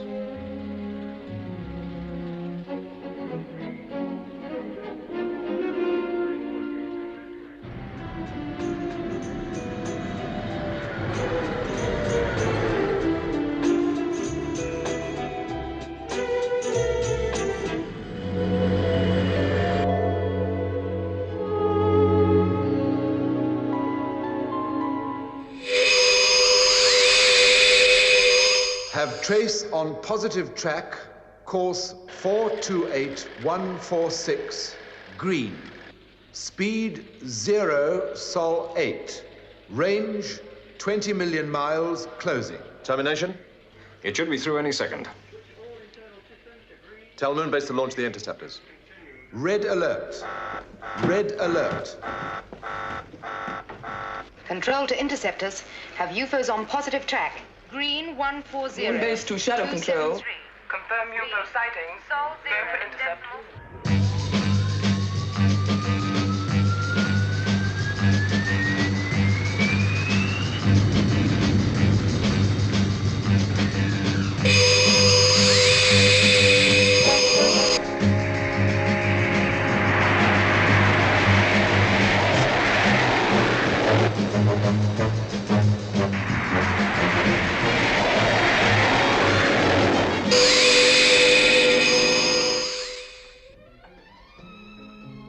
Have some ice, please. Yes, sir. Now, how far is the Grenville Motel? About 8 kilometers down the road, sir. May I use your phone? Of course, sir.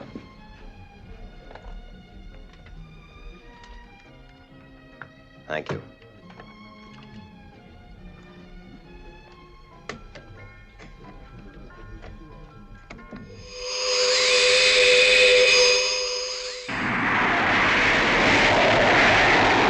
Range 5 million miles.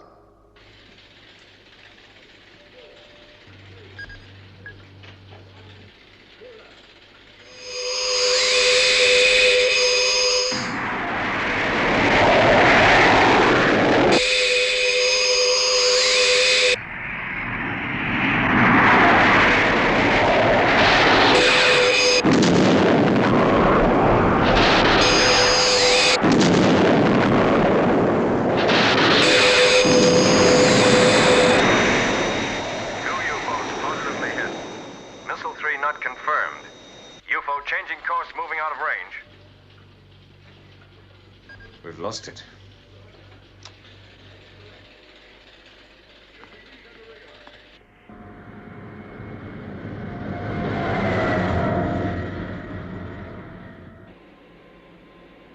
think first impressions are so important. I have a sighting bearing green 042, maintaining stationary position at 50,000 feet Earth's atmosphere.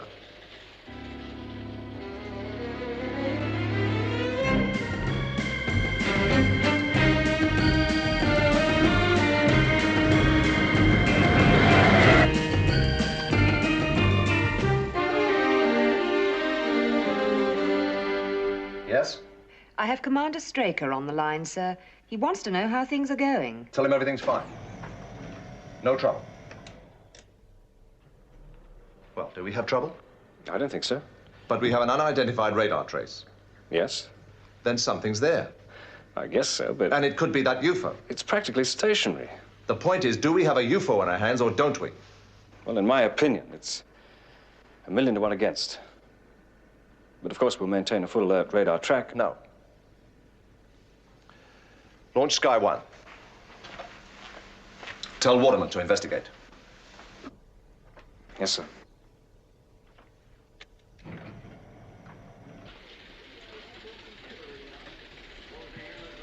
This is Shadow Control to Skydiver.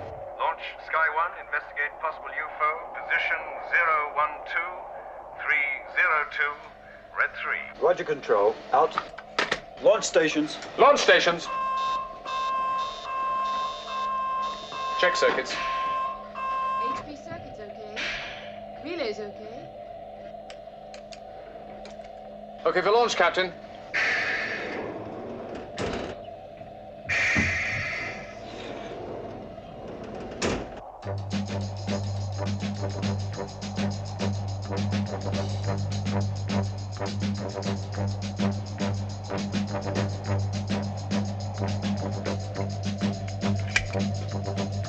One and two cleared. Lift off stations. Lift off stations. Check boosters. Checking boosters.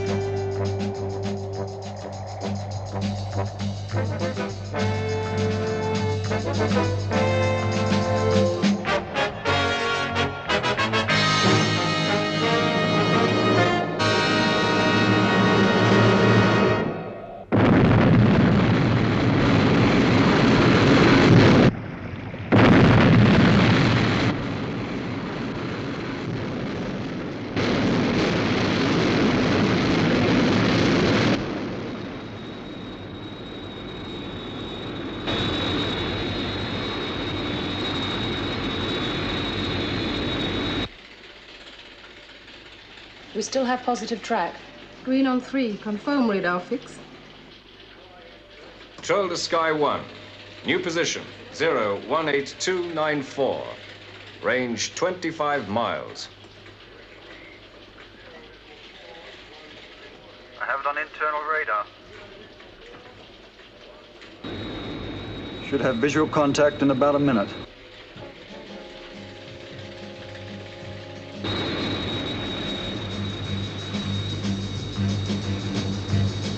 I think I can see it.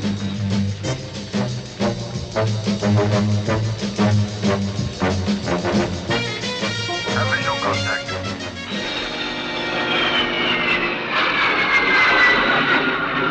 Panic over. It's a weather balloon.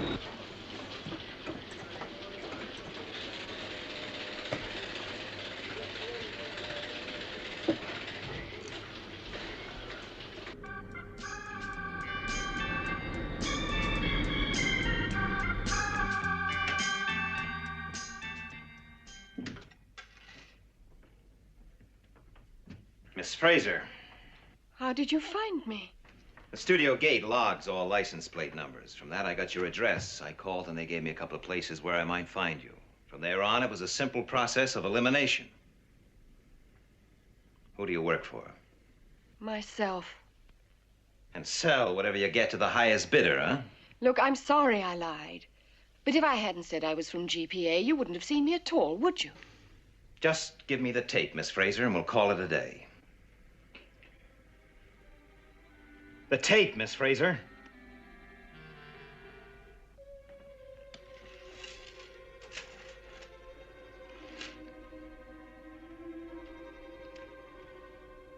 played it back. There wasn't time. Right.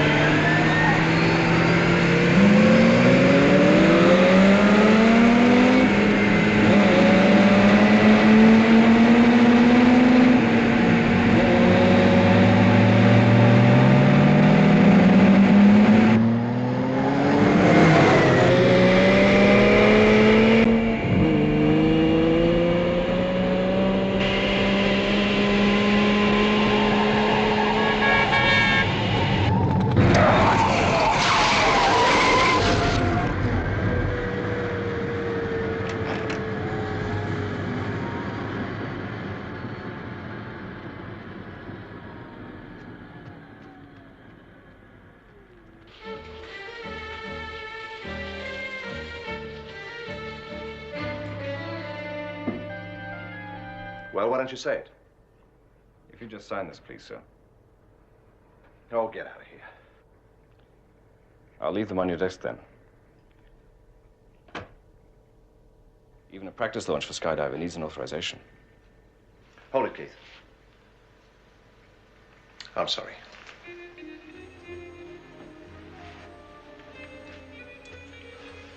Can you imagine what Straker would have said? Yes, sir. I can imagine.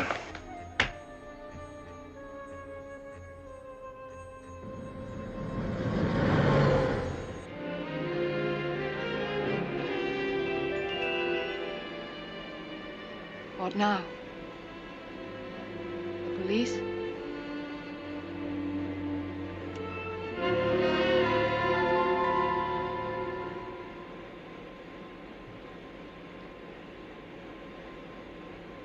Who are you? Joe Fraser, freelance reporter. Failed. I've only had one article published in the last month.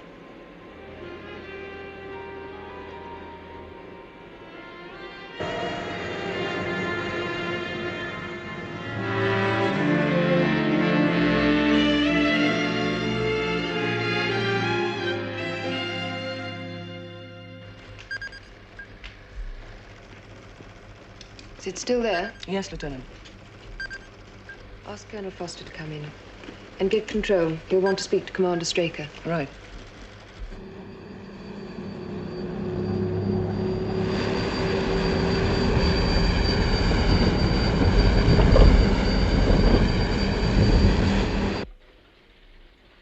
I have Colonel Foster on the video link, sir. Oh, thank you. Hello, Paul. Hello, Alec. It's a surprise to see your face. Where's Straker? I'll explain later. What's your problem? Well, we've picked up radio signals about 50 miles east of the base. It's some sort of vehicle. It's moving on an erratic course, but it's heading our way. Have you any idea what it could be? Not really. We've tried to make radio contact, but no joy. Could it be unmanned? It's possible. But if it maintains its present course and speed, it'll run straight into us. It'll be a couple of hours before there's any real danger.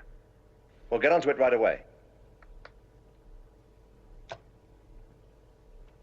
Lieutenant, I want an immediate rundown on all installations on the moon operating surface vehicles.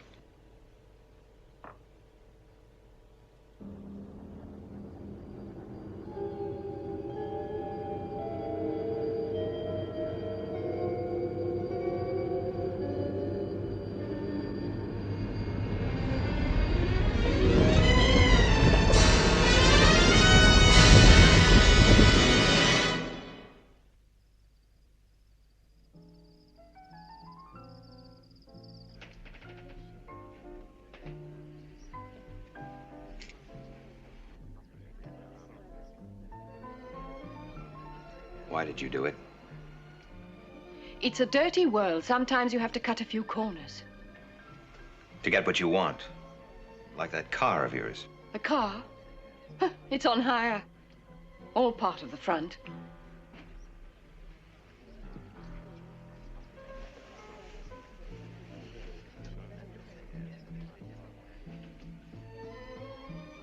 Does it matter?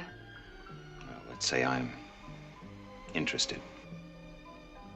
You've heard it all before. I'm a very good listener. With an ice-cold clinical outlook. Intelligent, attractive, and a possible security leak. You don't believe me, do you? You know, if there's one thing I hate, it's eating dinner alone.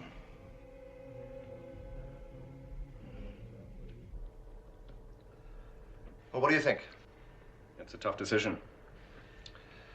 Thanks. All right, tell Moonbase to launch the interceptors. Right, sir.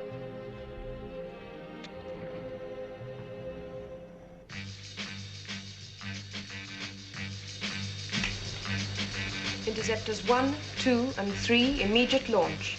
Repeat. Interceptors 1, 2, and 3, immediate launch.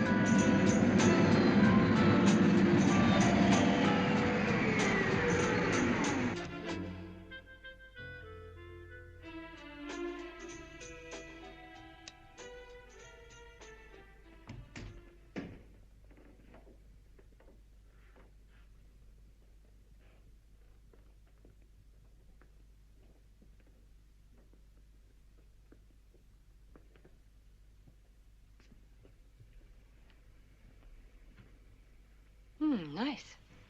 Well, it suits me. Well, I'll get things moving in the kitchen. Can I help you? No, I can handle it. I left the wine in the car. I'll get it. Oh, thanks.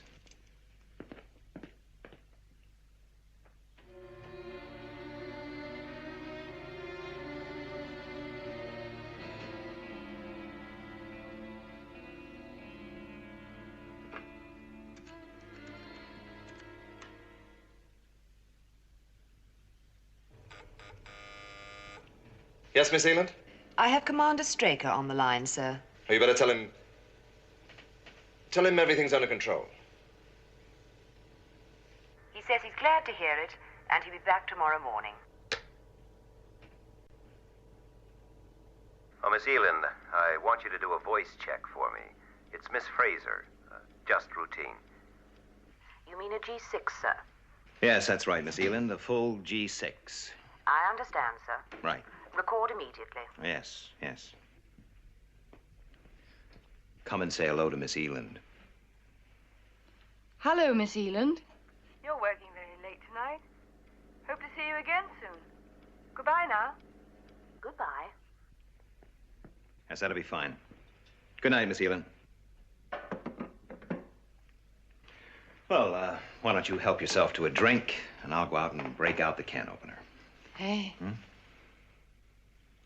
Thanks.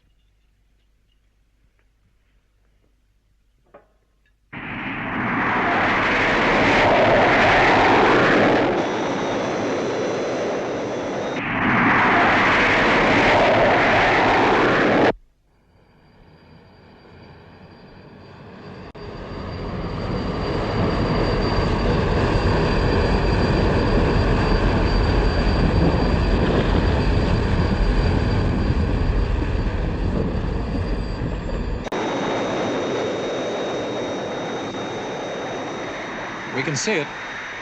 I'll go down and radio back a photograph.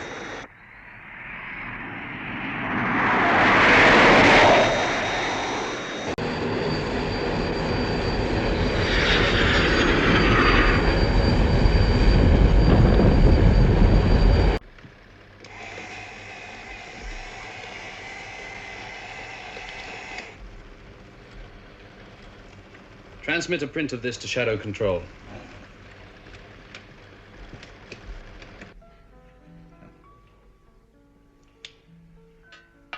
You know, Ed, you're a terrific cook.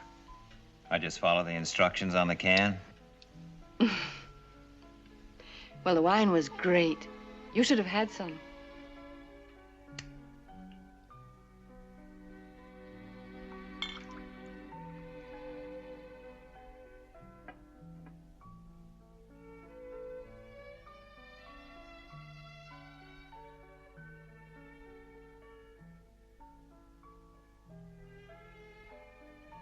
You know, you have a nice home here.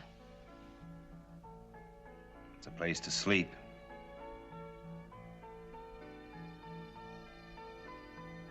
You know, it's funny, Joe. I enjoyed today. Ever since my divorce, I've kept myself pretty much to myself. You know how it is. Yes, I do know.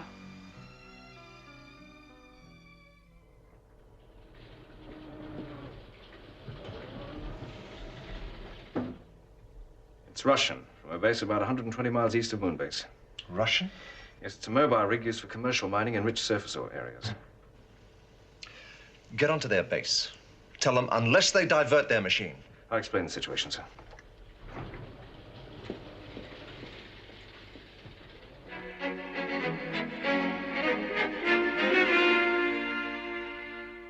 We understand your concern, but we still can't establish radio contact with the crew.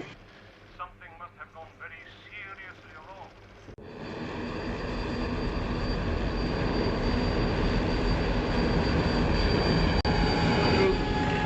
Очень старая русская мелодия, зеленые глаза. Слушай меня. Да-да-да-ди-да-да, да-да-ди-да-да-да.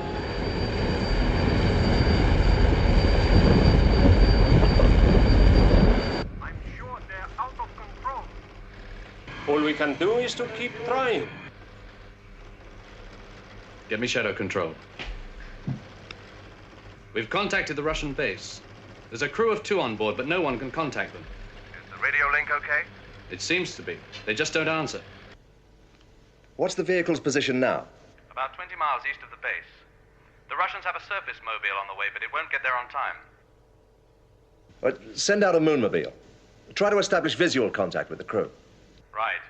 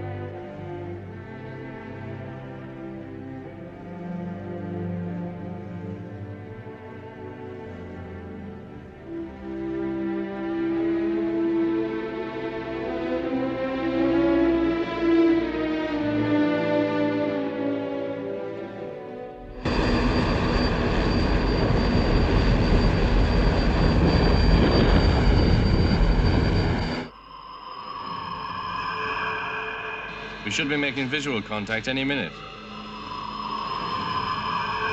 Yes, I make it about 2 miles.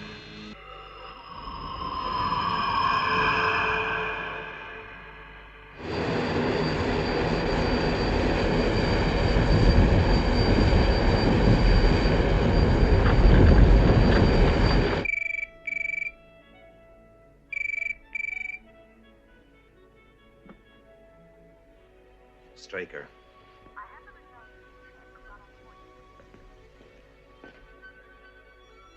Yes.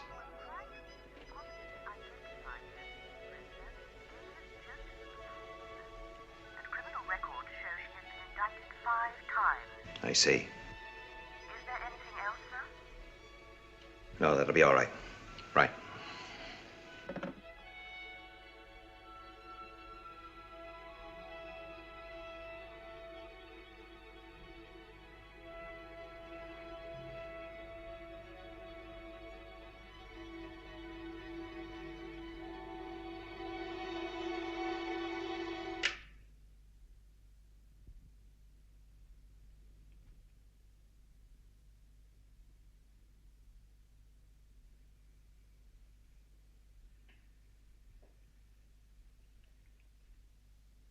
What's the matter, Ed?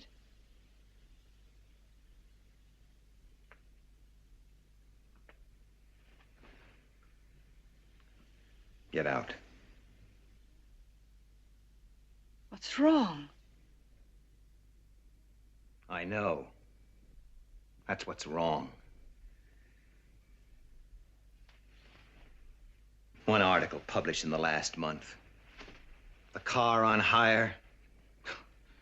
You were right about that the first time. You earned it. The hard way. Just what did you have mapped out for me? Did you plan to take me for all you could get? Or maybe something more cozy?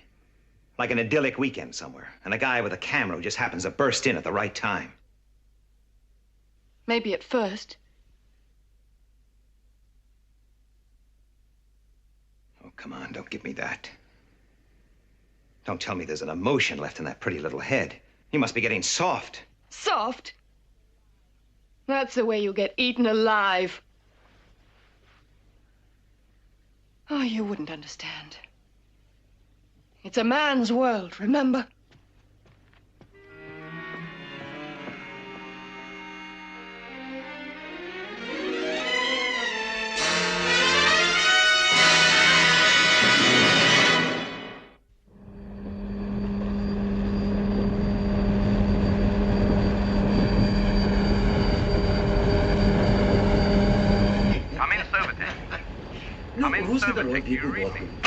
No. Come in, sir.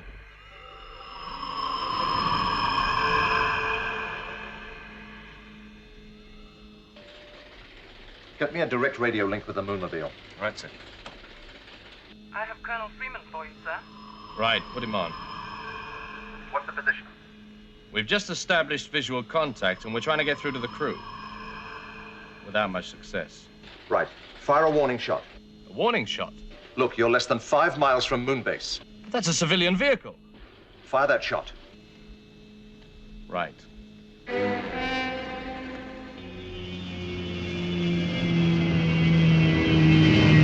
Range 480 yards. Angle 0.28. Not too close.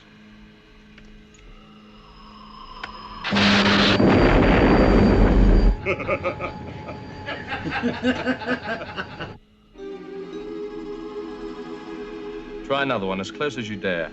Yes, sir. Range 320 yards.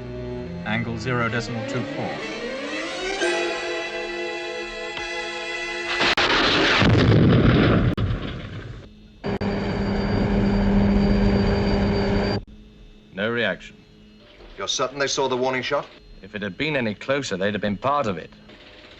Stop. You mean? I mean shoot to stop them. That's my decision.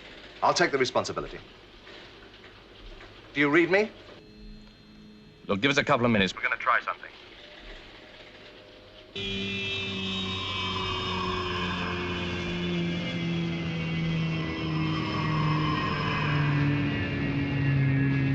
Come in, M3. Come in, M3.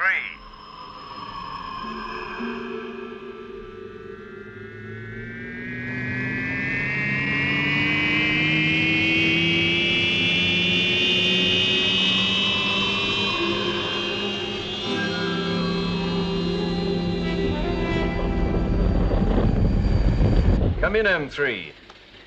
M3 to control. Control to... Let me speak to Colonel Foster. He's trying to get aboard the rig, sir. What?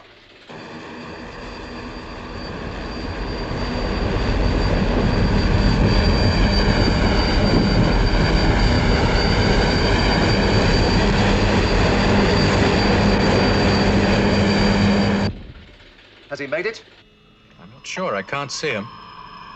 If he's not inside...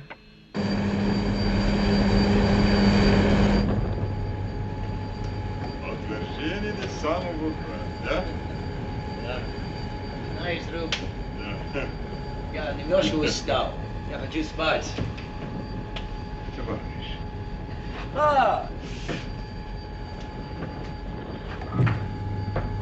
Здравствуйте, друг.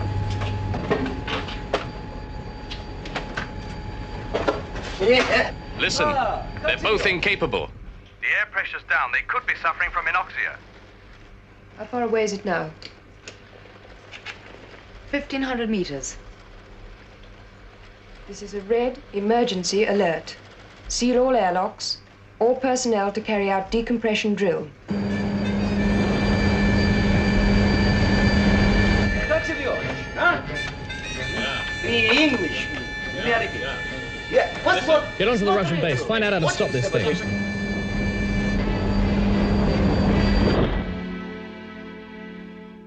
Yes, I understand. The quickest way to stop it is to throw the red master power switch. It's situated Left of center on the control panel. Right. There's a red switch on the Ты control хороший panel. человек. Yes, I can see it. That's the master power control. Okay. Мой друг там. Иван, он мой друг. Здравствуйте, товарищ. Как дела? How far is it from Moonbase? Just a few hundred yards.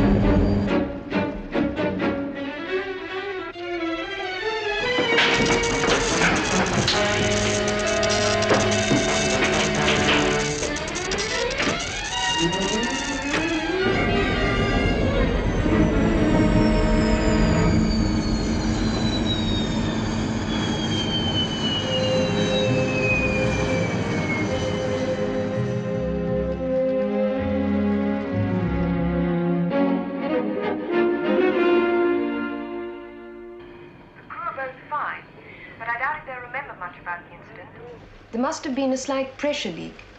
They were suffering from a lack of oxygen, inducing a sort of drunkenness. Drunkenness? Like drinking too much whiskey. We call it anoxia. We know it in the same way, except our description Would substitute vodka for whiskey. On behalf of Sovitex, I would like to thank you for your cooperation.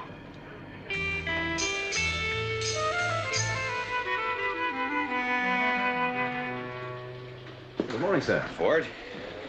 Oh, it's all sorted out. Yes, sir. Clever girl, Miss Fraser.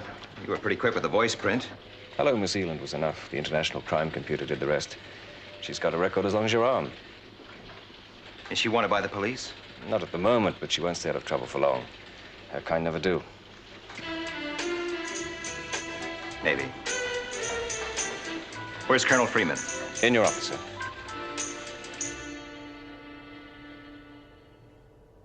Hello, Alec. Hello. Well, I hear you had quite a day. You could say that. Well, Foster might have lost his life. Ordering them on board that rig like that. Tough decision. The right one, of course. It wasn't quite like that.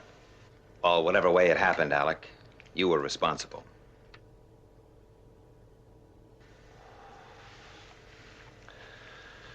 I certainly have to hand it to you. Hmm? That Miss Fraser, she didn't have you fooled for a moment. If that had been me, I'd have probably got myself emotionally involved or something. Yes, I could see how it could happen. Well, say, Alec, Well, it's all yours. Now, the other side of the fence.